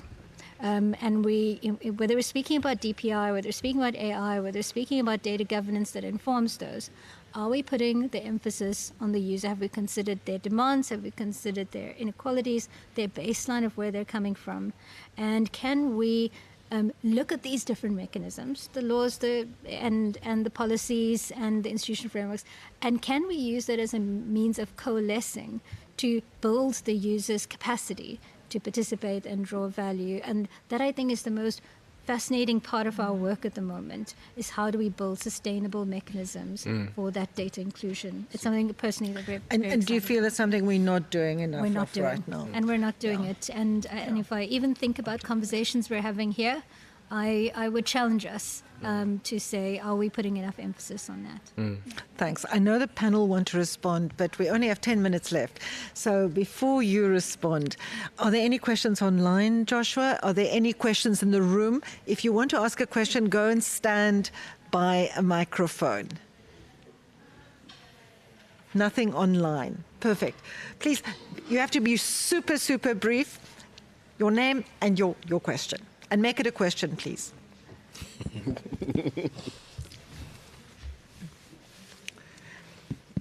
It's active. You can just speak. Okay, so mine is comment related to the Kojo's submission. So currently, the African Union Commission, ISD division to be precise, is working with African countries to implement the African Union Data Policy Framework, for which GIZ is supporting. And the aim is harmonization. But there are 54 or some say 55 countries on the continent. And so we should accept that this is not going to be a very easy task. So the harmonization issue is on the agenda, but this is just a call for action for Kojo and other big tech organizations. What we have realized so far in implementing the African Union Data Policy Framework is that usually, and I know it's difficult, but big tech in the country processes usually tend to shy away, and they are more interested in platforms like this. And I think where we need to do a bit of work is in the country processes so that they support with the policy development and the development of the data ecosystem. Thank you. Thanks, and sorry to cut you short, but we have 7 minutes left. Please, quickly, and then we'll take that last point. Thank you to the panel, and thank you to the moderator for mentioning the African Commission on Human and People's Rights Resolution 620. Please take a look at it. Resolution 620, African Commission on Human and People's Rights. My name is Guy Berger. I'm convener of the African Alliance for Access to Data that are working with the African Commission to develop guidelines on access to data following Resolution 620. So if you're interested in the Alliance and the work and shaping these guidelines on access to data, public sector data and private sector data, please visit dataalliance.africa. Thank you. Thanks for that, Guy. Please be quick. Hello, everyone. I'm Osei Keja from Ghana. My question is, many African nations do have data protection laws and largely modeled after the GDPR, yet enforcement capacity has been notoriously weak. What critical strategies or mechanisms can be put in place to make enforcement work? Thank you very much. Thanks very much. And the last question. Hi, I'm Amy from Nigeria, and my question is, how can we learn from the successes and mistakes from other nations who are currently trying to improve data governance so that we can actually make some successful data governance changes within Africa ourselves? Thanks very much for that. And Kojo, that's exactly the opening you were looking for earlier. So panel, we've got 1 minute each left. I think I'd like to bring in, Kojo mentioned earlier AI. I think I'd like you to respond. Think about the questions. Think about what you don't want to see as we continue on this journey and what you do want to see. And I am going to start over here with Patange, and then we'll move all the way to and we're going to finish with the Minister. Thank you. I'll be very clear. What I want to see is to abandon the African Union Data Protection Law, and each country. You mean the Malabo? Yes, and if you recall, before we developed this, we had open government partnership, which had actually dealt with a lot of management of resources, and transparency. Once we begin to show what data can do, then we can put data regulations in place. Now we have put data regulation before we even know what data will do to the people. And at the African level, it's not doing anything. Nobody is implementing it, can't be implemented. It's just something we keep on waving around that we have. Thanks, Bitange. Priya. Yeah. In my closing, I'll respond quickly to some of the comments as well, which is the first is that we do have to continue the support for developing data governance frameworks at the national level, and including in the detail of how institutions evolve. The second is I love the civil society coalition with the African Alliance Coalition, because we must develop these standards with from that perspective, with those needs in mind, and this complements what could be done at the government levels and at the regional levels. And the third is to respond to the regulatory oversight mechanisms that, one, we can strengthen our complaint mechanisms that we have at the regulators. And secondly, we've got a lot of traction with regulatory cooperation. So looking at how competition regulators interact with information regulators.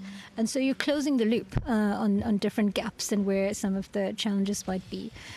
So that's my closing shots and a quick response. Thank you, Priya. Wakabi. Thank you.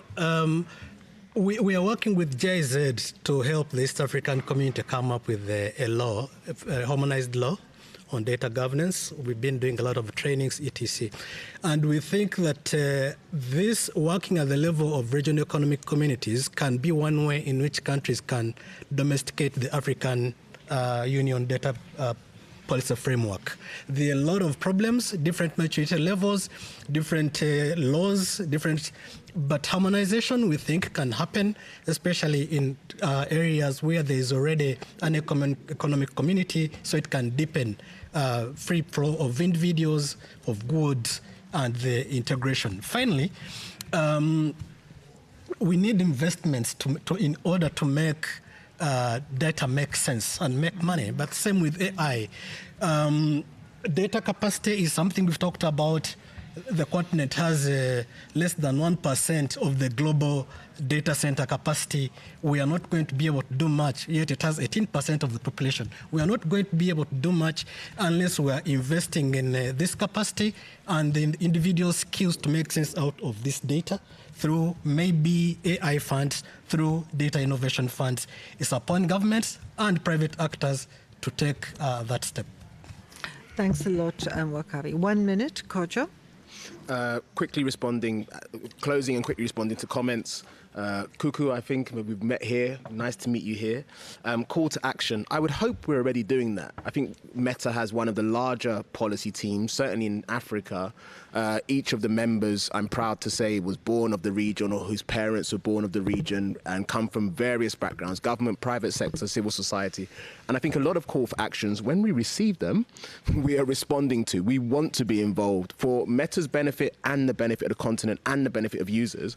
We want to be involved in contributing to policy and regulatory development. So we're happy to work on this particular process as well, especially if it lends itself to harmonization. On Osei's comment, my friend Osei just gave a comment about enforcement. He asked, how do we enforce better, in short? I think enforcement should take into consideration the aims and what you're trying to do to improve data governance on behalf of users, as it always should. I think in my personal experience, that should be the primary reason for enforcement. And we should be thinking less about revenue generation, which is the case that some governments, and there's some excellent governments who aren't thinking about that at all, but some governments are thinking about it as in part revenue generation. And I think we need to be careful of that. And the last thing I'll say is on learning from others. The lady asked the question, learning from others. Let's learn from others. I've encouraged people to read the Mario Draghi report, which talks of fragmented regulation and over-regulation and the consequences of that. I would encourage us to be even more confident in ourselves about developing policy and regulation. Arianette has spoken to how the world is now looking at the AU data policy framework, and I would encourage us to do that. And and talk to each other is my last point. I know DPA's regulators across the region talk to each other, but talk more broadly as well. Talk to India, to Brazil, to other places as well to think about how they're doing it, and seek to talk to us as part of a call for action, because I think tech wants to be involved. Sorry to take so long, Ariana. Thanks a lot, Kojo. Salima. Yes, thank you very much. I really, as a response, I think the question asked from the participants from Ghana, I think that's such a critical conversation, and I'll show you at the very highest level within government, across governments. That's one thing we're discussing to see how do we really better enforce. I like what you mentioned about Priya and what you mentioned about maybe each country needs to look at what they need in terms of our data protections.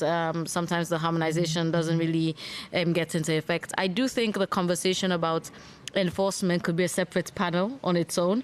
And I think it's a separate panel with private sector parts of that. I know you mentioned some governments, it's an issue of the revenue, but really, maybe some, but I'll assure you a large part of it is sometimes an issue of it doesn't seem as if I can bring them to the table any other way, especially when you're dealing with countries of a smaller economic size, and when they go up against big tech, sometimes there's that gap in me getting what I want. So maybe I'm going to go the most draconian I can. So I think this is where big tech really needs to come to the table to see how do we do that. That's why you see actually a lot of the movement going towards the GDPR, because it seems as if it's the best example of continents outside of the Americas who's been able to get effective hold of how this is managed. So maybe I think that's a separate panel of itself, because you can dive into causations and how and different models and how we get there. But I do think for the continent's sake, as a closing, I think for the continent's sake, for the private sector's sake, and for the citizens' sake, I think this is a really critical conversation that needs to happen as soon as possible. Thanks very much. We're out of time, but I don't think I need to make closing remarks either. So thanks for this, this fantastic panel. Thanks to the team that organized it. And I think to everyone, I really, I work in data governance in many parts of the world. I think Africa is the place to follow. Join us, invest in our journey, partner in our journey. And thank you so much for coming to the session. Thank you. Thanks to the online participants. I know you didn't speak, but we saw you. So you were visible. You were in the room with us. Thank you.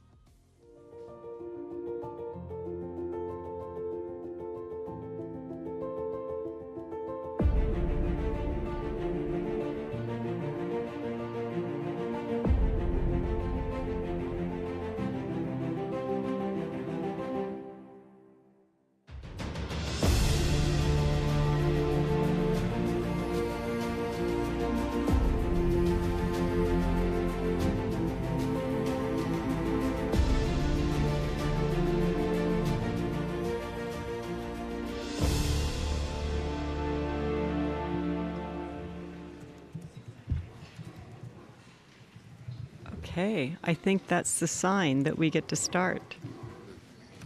Everybody have their headsets on, ready to go? Yes. Good, fantastic. Good, excellent. First of all, I'd like to thank the Government of Finland for joining us for this. This is fantastic to be able to do this session. My name is Teresa Swinehart. I work with ICANN.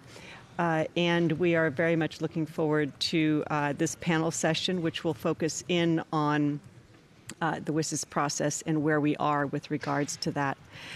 This does build on our discussion that we held at the last IGF in December 2024, and what has been and can be done between now and the upcoming December WSIS Plus 20 related negotiations, and what matters to us leading up to that. Clearly, the decisions that are still to come could affect the internet governance aspects for the next decade. And we really need to look at what practical steps different communities can take between now and December and what their observations are from the past. So with that, I'd like to ask the panelists to briefly introduce themselves. You'll see that we have a panel from the technical community, from government, civil society, and intergovernmental initiatives. And this will be an important observation from each of these sectors for the discussions. So if I could start with the panel to my right for the brief introductions. Thank you so much. So my name is Yuping Chan. I lead digital engagements and partnerships at the United Nations Development Program. Thank you. Good afternoon, everybody. My name is Jarno Surela. I'm Undersecretary of State for International Trade at the Finnish Foreign Ministry. Hi, nice to see everyone again. Fiona Alexander. I'm a professor at American University in Washington, D.C. I'm Chris Lindquist. I'm the President and CEO of ICANN. I am Lessina Kone. I am the CEO and Director General of Smart Africa, a Pan-African organization based in Kigali.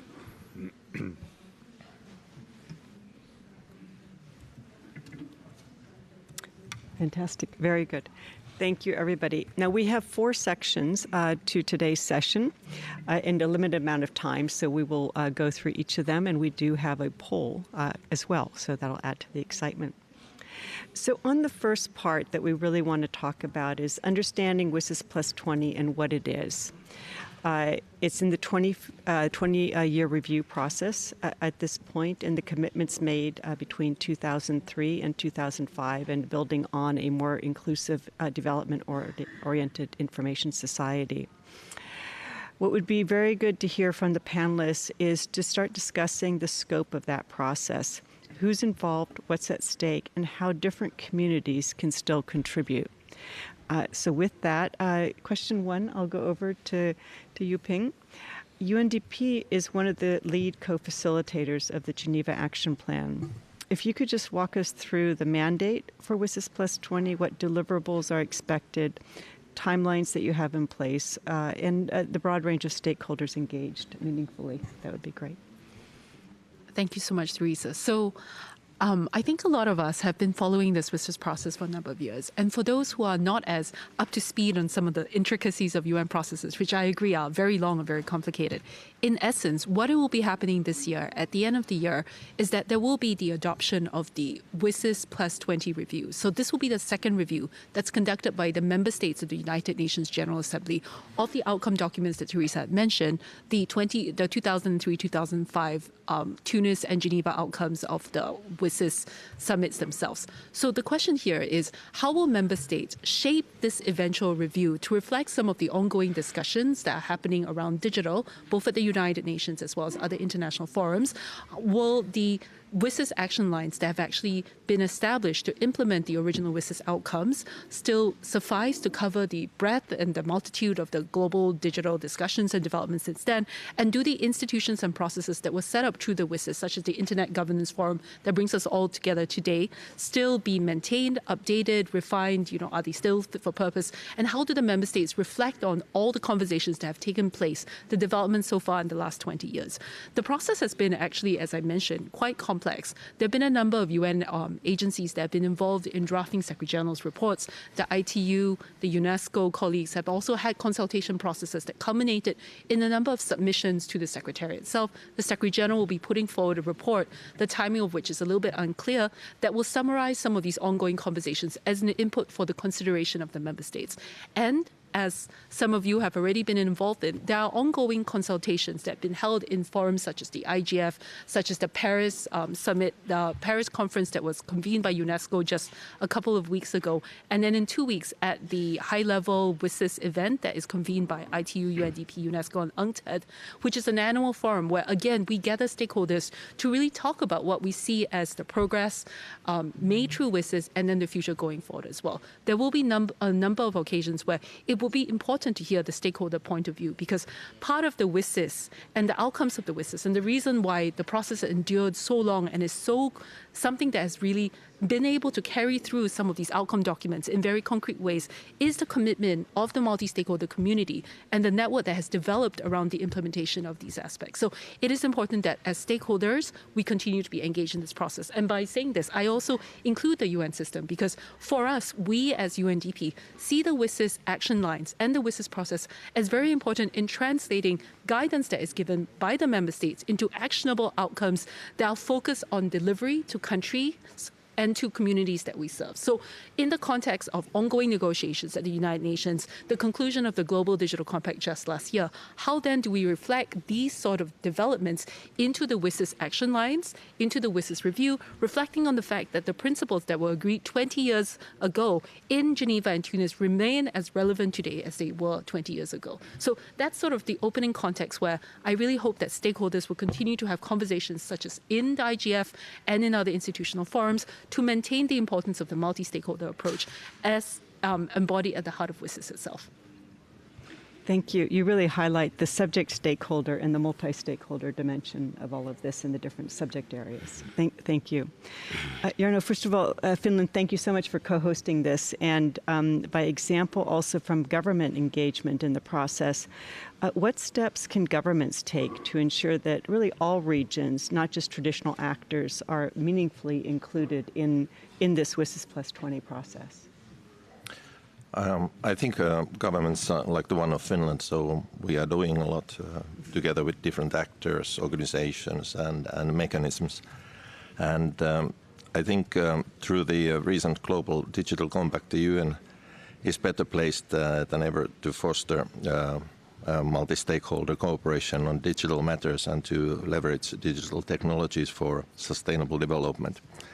We believe that the GDC and WSIS are highly complementary and should be implemented in sync with each other. This is also to guarantee that everybody will be then on board. For us, the IGF is the primary multi-stakeholder forum for shaping international digital policy and internet governance at the UN level.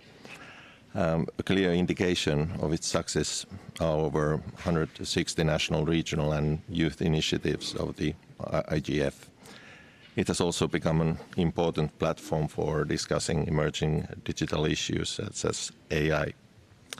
And Finland, so we are of course strongly supporting the IGF. We have given financial support to the IGF throughout its existence, being one of the all-time top contributors, and we encourage, of course, other actors to step up their support to the IGF.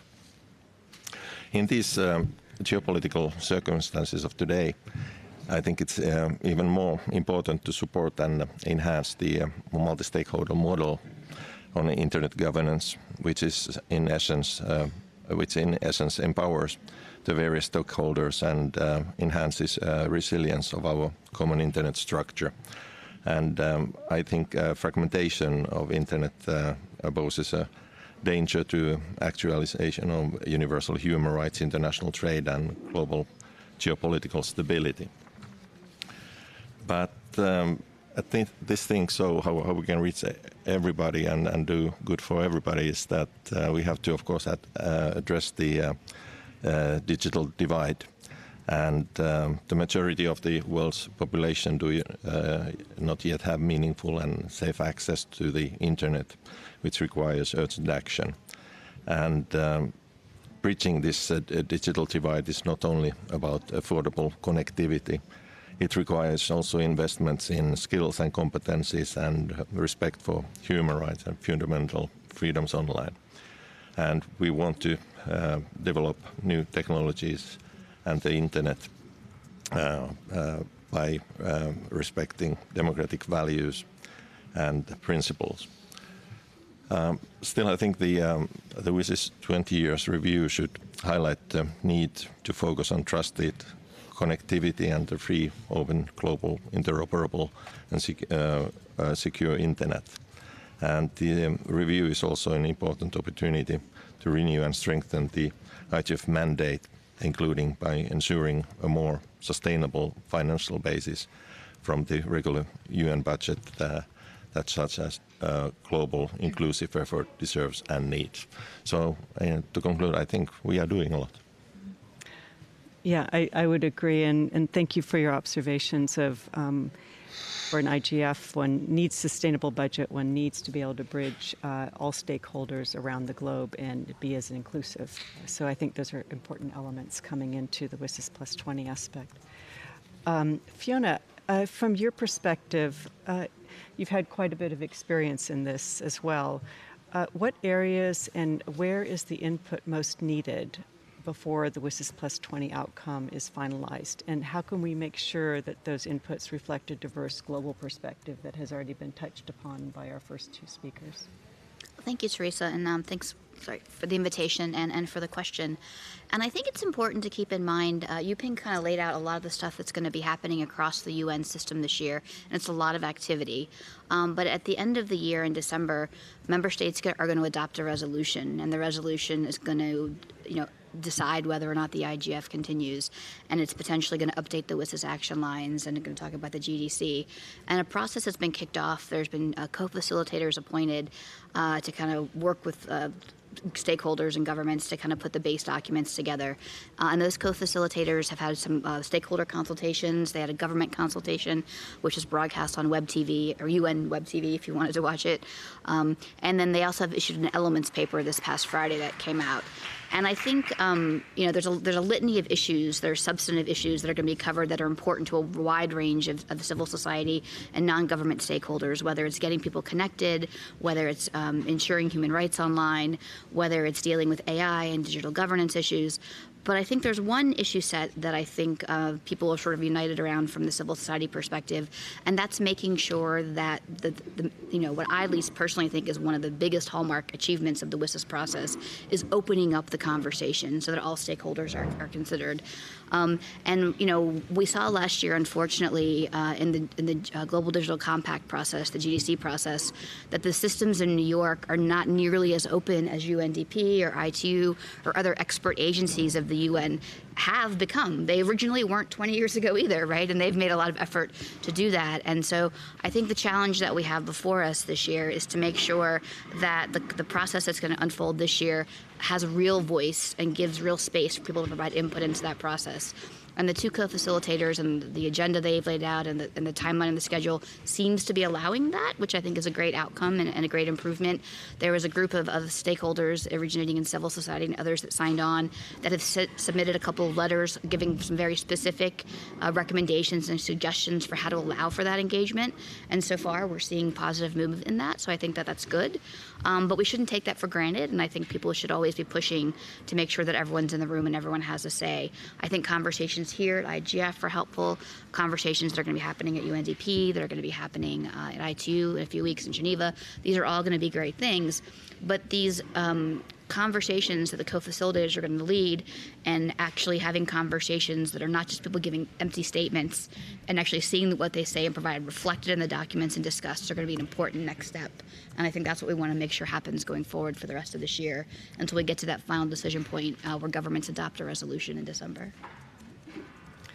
This is a great setup for where the next question goes, and I can only echo that we've come a long way from 20 years ago. There was these kinds of panels, these kinds of discussions were not normal conversations that we would usually have. And so I think these opportunities of inclusivity of all stakeholders in subject areas has lended to some really core results. Which brings us to the second section of this session about where WSIS outputs have shown an impact. We've talked about WSIS has produced different frameworks and dialogues and some tangible changes, including stakeholders at the table in discussions, discussing subject areas and providing factual subject expertise into different conversations. Which outputs, though, have been effective and which ones still need support is an important part of this conversation.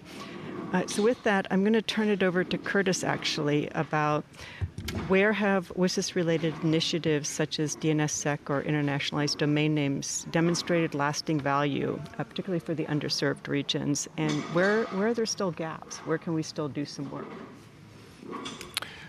Thank you, Teresa. So I think you're right, as was mentioned, during the WSIS and IGF processes, there's been a lot of talk about where the internet has been or where there was development or gaps to be filled, such as security in the domain name system, universal access or reach, global reach and access. And DNSSEC is a very concrete success story. It was globally identified that there was weaknesses in the domain name system. These were addressed through work in the IETF to create the technical standards, city building, community building, through the IGF. And the multi-stakeholder awareness raising, adaptation, and this wasn't developed by top-down mandates. This came from this realization from the technical communities, from the work here and elsewhere. Really, that this was a problem that needed to be addressed to create a reliability and trust in the system. And through persistent cooperation, engagement, and work, the technology was developed, the standard was set, and then the outreach and the work and the explanation of the value of this system was done. And the outcome is really measurable. We can see how, as DNSSEC has deployed, we can see the stronger authentication, a more secure DNS, and thereby a much more secure internet and global naming system that has a more robust foundation. And likewise, already in Tunis, we talked about the accessibility of the internet and global reach, and accessibility includes linguistic accessibility, and that includes in the DNS. We have seen this being evolved over the years and developed, again, standardization done throughout the IETF, but where we now today have a technical system in IDNs, and which covers the domain name system for non-Latin scripts, Arabic, Cyrillic, Chinese, other non-Latin scripts like Swedish, my native language. And we also see a lot of work being pushed over into the universal acceptance, that we go beyond the domain name system and we start talking about applications supporting these scripts in a way that we haven't had before. Technical standards has been done, we have them, and now the universal acceptance part is to get these adopted and really used in all the world's applications. Again, something that's been discussed and pushed through the awareness and awareness raising in the IGF sessions, in the WSIS context, about how important this is. We as ICANN have done a lot of work and outreach around this as well. And I think this showcased this last point a little bit about, Teresa asked about where there are still gaps. And the gap is not necessarily always about capability. We have the technical capability. It's about the alignment and ongoing alignment and work through that we build on these capabilities and make them accessible everywhere. And we continue to do the work on coordination through rolling out the DNSSEC around operators around the world. And we also see that where this cooperative effort fails or stagnates, that's when we start seeing fragmentation, and which is a bad thing, and we see lack of progress. And I think WSIS Plus 20 really needs to draw a clear distinction here, that the internet, actually these technical solutions work when they are supported by this long-term coordination that we have seen as part of the IGF, as part of the WSIS process. So the bottom line is really this, that the WSIS output so far has delivered a lot of positive examples of work when the multi-stakeholder model has put into practice and concrete action, and the WSIS plus 20 should really preserve and protect this, because this is what has been delivering. And I think if we start upsetting this, we risk seeing continued delivery, as we heard from the panels in the first section. We should really not try to bypass this, but build on what we have and continue this to ensure continued deployment. Thank you. Thank you. And that does really tie into the first part of making sure we bridge into the South, use the technologies that we have and the awareness that we have that's already underway, and build on the momentum of the past 20 years forward and fast forward that. Lacina, if I could ask you with relation to Smart Africa, if you could share some practical examples of how Smart Africa has translated the WSIS goals into regional infrastructure or policy gains.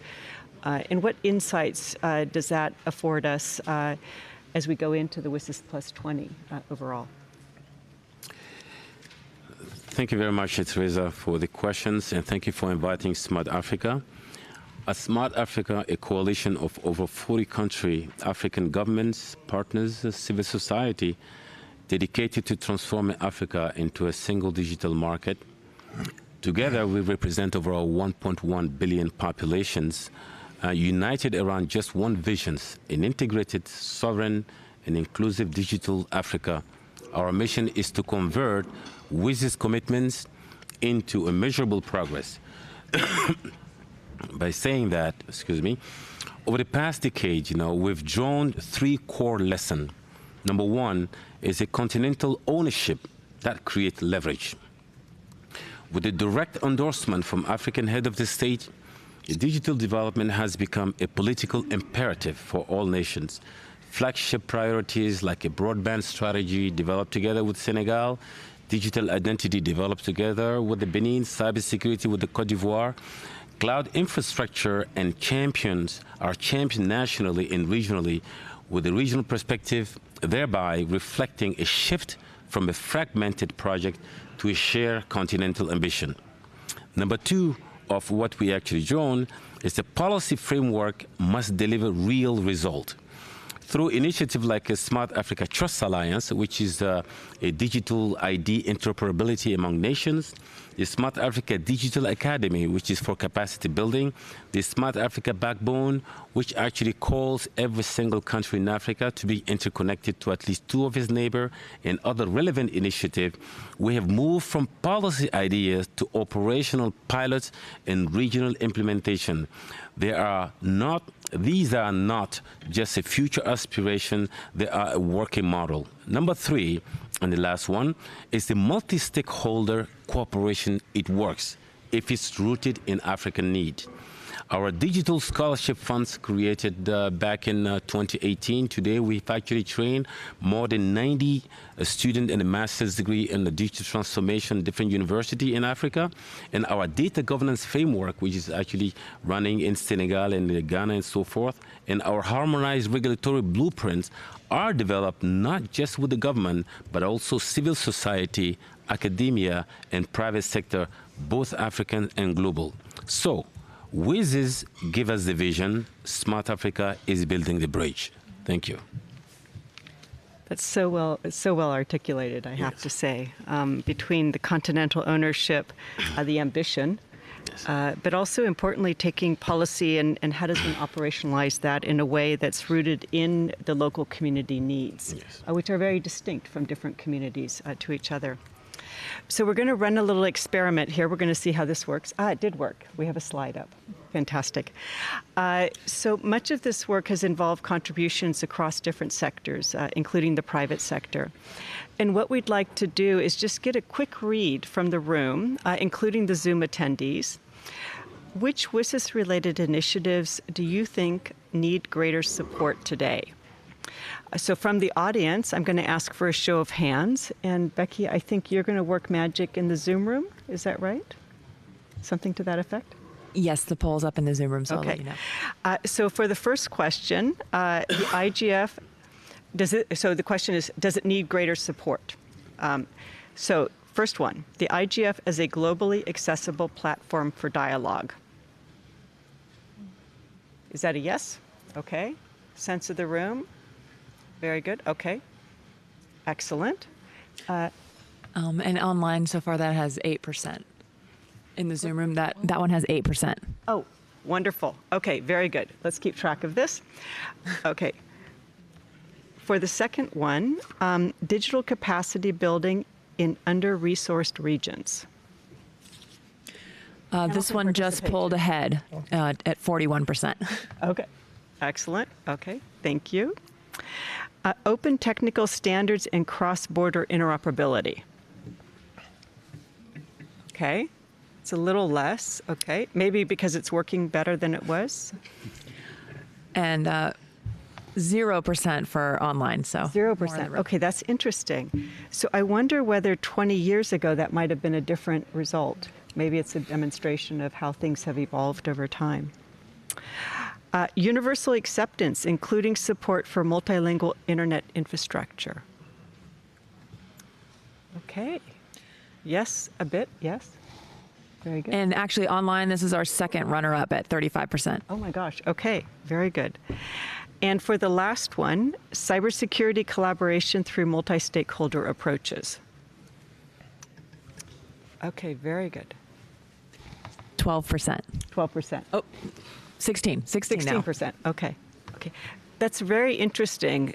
Some of the areas 20 years ago or 15 or 10 years ago might have had a different sector, but it certainly does show where greater support is needed today, and also the cross-sectorial and the regional aspects that we want to take a look at.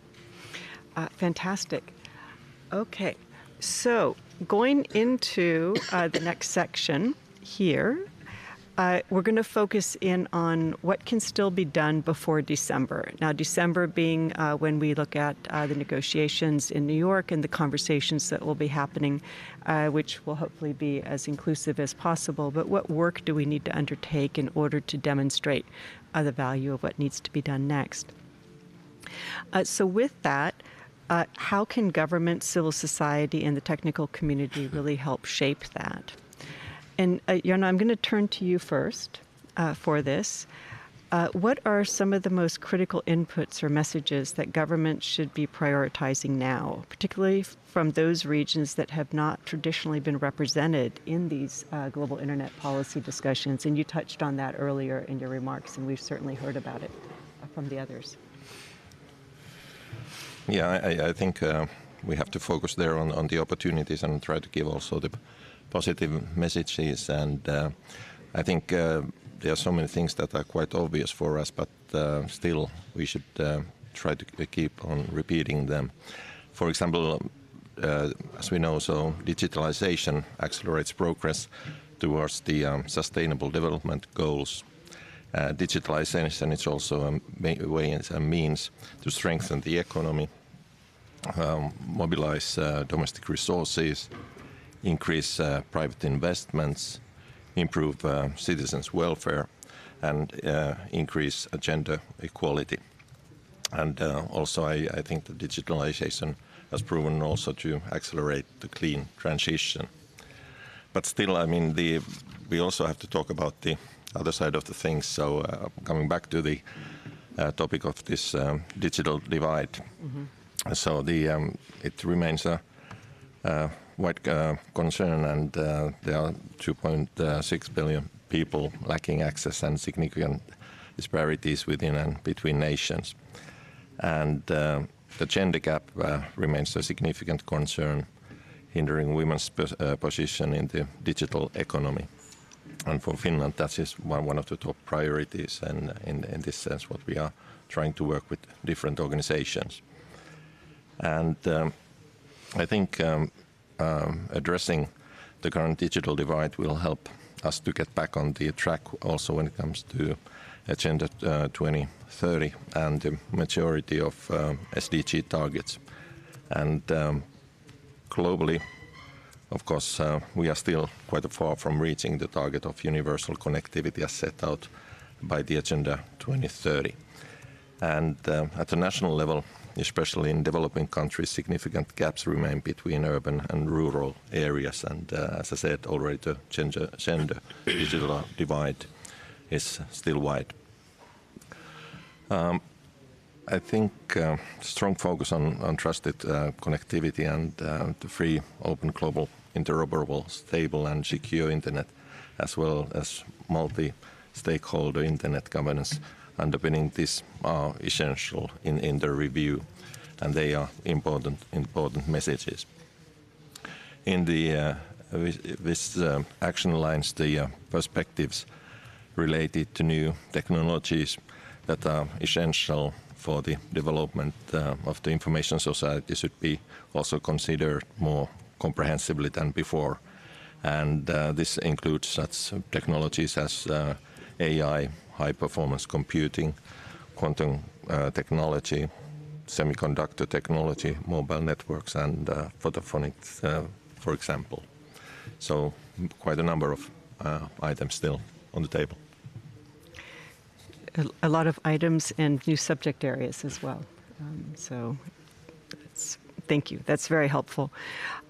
Fiona, from your perspective, in light also what we've heard from a government perspective, what advice would you offer to smaller or under-resourced organizations aiming to participate? And in that, how might they also liaise with some of their governments in relation to helping inform those conversations? Sure, I think it's a good question. And also I wanted to comment on the poll because I was struck actually. I think if I read the results correctly, that the capacity building one might have been the highest, got the strongest online and in the room vote. And I found that really interesting because my recollection is the original idea for WSIS came from a 1998 ITU Plenipot resolution, and development and connectivity was the basis of that resolution. It was the basis of calling for the summit in the New York process, and it undergirds the entire 5 years of the WSIS process.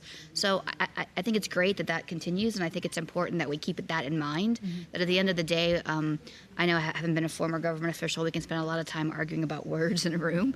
But at the end of the day, this is about getting people connected and getting people to do the things that you're doing and to do that. So I found the poll really interesting, actually. It was kind of cool. But to answer your specific question, I think, as I said, the process that's unfolding throughout the rest of the calendar year, the co-facilitators so far have been making great efforts to give people the space to have a say. So they had a stakeholder session. They had this elements paper they put out. The comments for that are due July 15th. I cannot believe that something has happened so quickly in the UN system. But I think when I listened to the government stakeholder session, there was a proposal made from the EU that was originally a Swiss proposal for the creation of an informal multi-stakeholder feedback group of some kind. I'll get the exact name wrong. And that was just a few weeks ago, and they've already announced they're doing it. I literally have never seen something happen that fast. So that means that there's going to be a group of stakeholders that the co-facilitators are going to run things past, I guess, and get input from. So once that group gets announced, I would also encourage people to find the people in your stakeholder group that are on that, because I think talking to those people can be helpful. Also talking to your individual government back at home to understand what they're doing and how they're going to participate and how you can inform their process is equally as important. But I am more optimistic than I was last year. That it looks like in this year's process, there's going to be opportunities for you to provide your own input, whether it's online or whether it's through written submissions or whether it's through working with like-minded groups and doing others. So I would encourage everyone to take advantage of that and keep pushing for more, because if you don't push, it doesn't happen. So don't accept the status quo and push for more, but you have to show up. And you have to actually show up and participate. So I would encourage everyone that cares about these issues to take advantage and to do that. And to do that at all the events that are going to unfold over the course of the year. It's a really good point not to take it for granted. It took a lot of work by a lot of governments and a lot of stakeholders to get to this point. So take advantage and don't miss these opportunities, and let's keep that going. Lucina, as we approach the final phase of the WSIS Plus 20 review and what's most pressing with regards to infrastructure policy gaps that should still be addressed, particularly from your perspective and from the regional development and digital development and coordination in Africa, you touched on some really core operational aspects in your introductory remarks. So we'd love to hear a little bit more around that.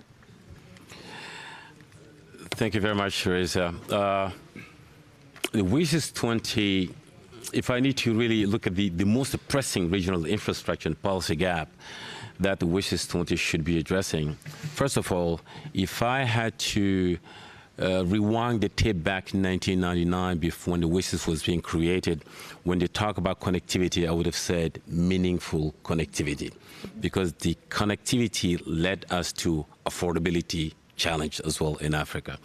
So the WSIS 20 really must address 4 persistent gaps that constrain Africa's digital future, which is meaningful connectivity, regulations, skills, and sovereignty. I will start with the meaningful connectivity.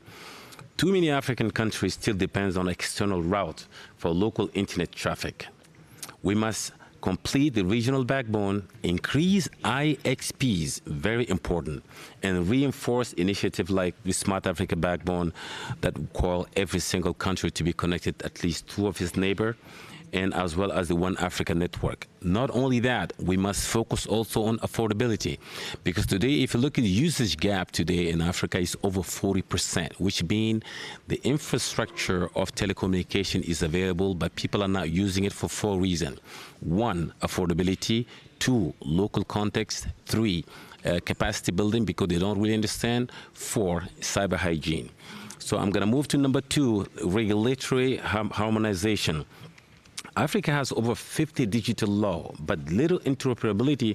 And I was very surprised in the poll, we had a very few, like a 10% only, about interoperability.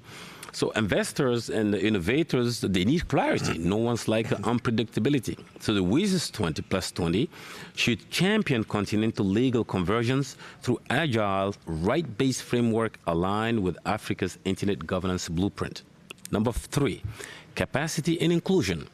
Less than 10% of adults in several countries in Africa possess basic digital skills.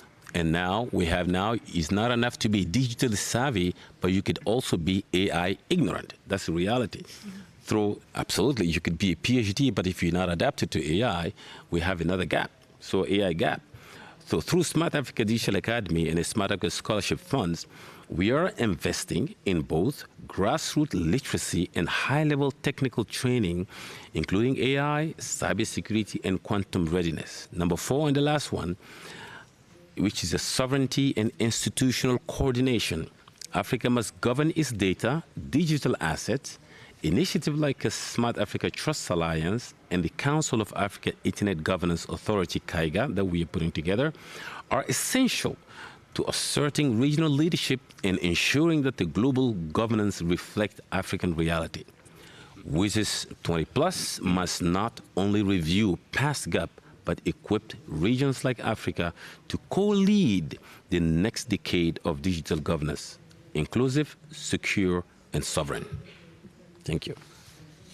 Thank you so much. I love your 4 very concrete areas. That's really very thoughtful and also a good way to go into the conversations. Curtis, what contributions should the technical community bring forward, whether through data case studies or coordination examples, to ensure that the WSIS +20 outcome reflects how the internet actually works? So, we often talk about the IGF and the WSIS +20 and what has been achieved, and hidden that, I think we forget quite a bit of what actually has been achieved, all these success stories, and I think maybe to what my colleagues here just referred to about the poll and this the lack of engagement in the need for global standards. Maybe we've just been a little bit too successful, because the internet has been a phenomenal success because it's built on the existing global standards that have been produced through multi-stakeholder processes, and we're taking it for granted. And I think that's a success story that maybe we should talk more about, is that the reason you can do that is exactly because of the global interoperable standards that enables this. And the flip side of that is that it also makes us to a large extent forget what happens when the opposite occurs, when we see fragmentation and we see how we devalue the access to the internet, but having that fragmentation by having silos, which is something that we actually built away from. Where I'm old enough to have been here before that, and then what we saw before that, and when we had the silos and the internet unified this and created a much more valuable network for everyone that allowed all this digital economy to flourish, built upon these standards. And I think that we also forget about the work in the multi-stakeholder model and WSIS plus 20 outcomes have operationally meant in what we have deployed with this.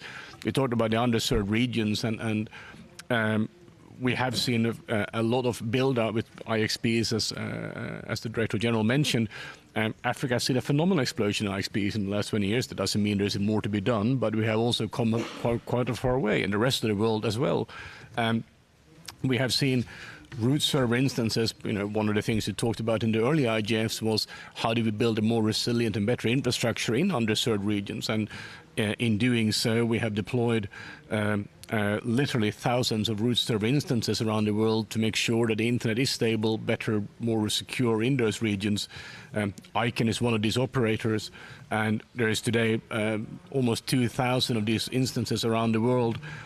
We operate 240 of them in 70 countries, and we can show how this has improved performance. Where we saw, for example, one of the data points we have is in how when we deployed this in Egypt, how traffic became much more localized. The same that we have seen as IXPs has been deployed. We see traffic becoming localized, both for benefit of resilience and security of the network, but also for improved user performance and again stimulating the local economy. And for all of the G77 countries, and also for any other country, by the way, this infrastructure really matters, and that's this has been a showcase of what we have established so far. As we heard, there's more that can be done, but we tend to forget what we have also achieved. This has really improved how the internet works. As I mentioned before, the multilingual support and universal access work has come a very far way. Again, there's much more to do, but this has come out. We should celebrate these success stories and actually highlight this, what we have done. We, at ICANN, together with Internet Society, produced the footprints of the 20 years of the IGF, which is a paper that really summarizes all this achievement that the technical community, that WSIS has delivered over these years. And I think that we have maybe not done enough of reflecting on our own successes and talk about this. And saying that, I also think what we should bring with us in this and for the forward is that language matters, and having clarity in language is very important. We hear talk about sovereignty or control, which are two words that can mean very different things to different people.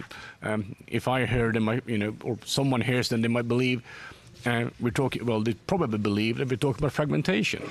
Others, this might be words that have other meanings. But we have to be clear on what is we're trying to achieve, what was the ultimate goal, and what are the risks, and we break this. The technical community has, since before IGF, in the early WSIS process, been engaged to provide the input and safeguards to explain what the consequences are of decisions, to ensure that we can prevent a breakage or siloing or fragmentation of exactly the internet values that really create this value creation and provided all this economic growth over the last 20 years. And we really need to reinforce this success record and showcase that it is these fundamental principles that the technical community have highlighted, safeguarded, and provided the understanding of over 20 years that is at the core of this and continues to provide the value. And we need to continue to make these points all between now and December, and really reiterate how important these are for the success of the internet in the future, just like it's been for the past 20 years. Thank you. I think those are some really concrete examples of where we can actually share those stories. Yuping, I know that you had wanted to also offer your thoughts for this, so please go ahead. I asked Teresa to give me the floor because I'm going to take off my UNDP hat and sort of say this as a former diplomat at the UN hat. I think there's a big gap, and forgive me all the other MFA diplomats in the room that are from New York. There's a big gap between the New York community and those of us gathered in the room that have been working on these issues for a long time. There's a tendency when you put resolutions to the General Assembly to oversimplify, to stick in compromise language where you don't really understand the implications of what the language means, and then to really put a political context on terms that are otherwise accepted or actually understood by the technical community. So for instance, Curtis mentioned sovereignty and control. In the UN context, that has a very loaded meaning, and even the use of those terms would actually be debated, and some shadow seen into the use of that terminology that could then have implications in terms of the negotiations. So my appeal to all of the stakeholders that are really engaging in this conversation, and I really applaud the fact that there have been so many good, concrete ideas that we are all united behind in bringing forward to the WSIS review, is to keep it clear, simple, actionable when it comes to the UN processes, to word it in language that diplomats are already using so that they understand certain things. So the reason why, for instance, capacity building drew such a high vote is because that is the language that is now pervasive in the UN when it comes to sustainable development and really equipping countries of the global majority to have that kind of ability. So really, I think the way we're starting to frame this conversation into what appeals to the countries of the world in a united collective effort around digital versus sort of taking an approach that might be seen as a little bit more divisive is very important. I would also say that there seems to be a tendency to write off the WSIS as being dusty, out of date, that we have new developments now that must supersede the WSIS. But precisely as Fiona said, the fact that we're still here talking about capacity building 20 years on is a testament to how enduring these principles are. And what I think we need to make clear is that in the next 20 years going forward, these foundations remain as valid as in the past, today, and going forward as well. The last thing I would say, and this way I put back on my UN agency hat and say that a lot of you are aware of the conversations around the UN system, where it's a very difficult time for all of us. And in this moment of difficulty, I think the greater guidance you can give to the system to double down on what has worked, to focus on delivery and impact, particularly for the communities that we serve, is important. And so that would be my ask to you as UN agencies. So for instance, very concretely, sort of following my own recommendation to be clear and simple, in the elements paper that the WSIS co-facilitators have put forward, there is no reference to the high-level segment of the WSIS forum that's occurring very soon in a couple of weeks. That, to us, UN agencies, ITU, UNDP, UNESCO, UNCTAD, has been a cornerstone of the success of the WSIS action line. So we would ask that this be reflected again in the WSIS review, in the elements paper as well. So very concrete recommendations to how the UN system should continue implementing these areas of work and the guidance from member states will be particularly important. Thank you so much. That almost led into the closing part, but I don't want to skip the opportunity to open it very briefly if there's any questions from the audience. And Becky, I don't know if you have anybody in the Zoom room or anybody wants to have a question or their own observations about what would be useful. No? Okay. Should I jump to the closing? Yeah, we can jump to closing. Okay. So we're not closing yet. We're not letting our panelists loose. But Yuping had sort of kicked it off a little bit. But I'm going to ask each panelist to offer one specific step their community should take to help shape a globally useful outcome of the WSIS Plus 20. Now, by useful, it could be anything practical, pragmatic, anything that they think is useful. We've already heard conversations not in New York are often different than conversations outside of New York. So those are some examples, practical solutions. But to the panelists, for the audience, if you want them to walk away with one action and one thing, what would it be? And so, Jana, I'm going to turn to you first from a government perspective. Well, obviously I have to focus on the political aspects then. So. Of course, yes. I think a major challenge in this process is how to maintain digital development inclusive from the regional level to the global level, and as well as to maintain the development orientation of technology and its focus on human rights also. And this is a key challenge which all stakeholders need to address. Thank you. So I hope everybody heard that and wrote it down. Fiona, over to you. What would you take as an action for everybody? Sure. I mean, there's lots of different things we could all point to, but if I'm looking for one very specific thing, I think I would say to people in different stakeholder groups that they should continue to demand their seat at the table, but that means you have to actually show up when you get the seat. And I think that we've seen some progress this year, probably still not enough, but some small steps. So we should acknowledge that, and we should show up, and we should take advantage of it, and we should continue to push to see the really, truly multi-stakeholder environment that we want to see. Thank you. Curtis, from the technical side. So I think the technical community really must continue to contribute evidence, tangible implementation, coordination outcomes, and data that shows what has worked. That's really our responsibility to bring to the table. And This can't happen in isolation, as you just heard. The governments and civil society needs to bring their inputs forward, rooted in the experiences and not just declarations, to bring these tangible examples of what works. And I think Business Plus 20 will only succeed if the outcomes reflect the systems that are already making the internet works. And we don't need new structures. We need continued collaboration and a clear commitment to the model that has actually delivered. Thank you. I think those are really, we need to show that very carefully. Yuping, you shared some observations, but I suspect you might have some more. This is the tricky moment for me because on behalf of the UN system, we have to reiterate the fact that we are guided by the member states. And so just looking to the member states and then, but also asking that the member states listen to the stakeholder community. Because again, I've said this, I think, in a number of discussions before. Multi-stakeholderism is not natural to the UN system itself. It is a multilateral organization, but multi-stakeholderism, the way it's been developed in 20 years and the way we do discussions here at the IGF is not the way how New York does things, and perhaps New York needs to adapt to that.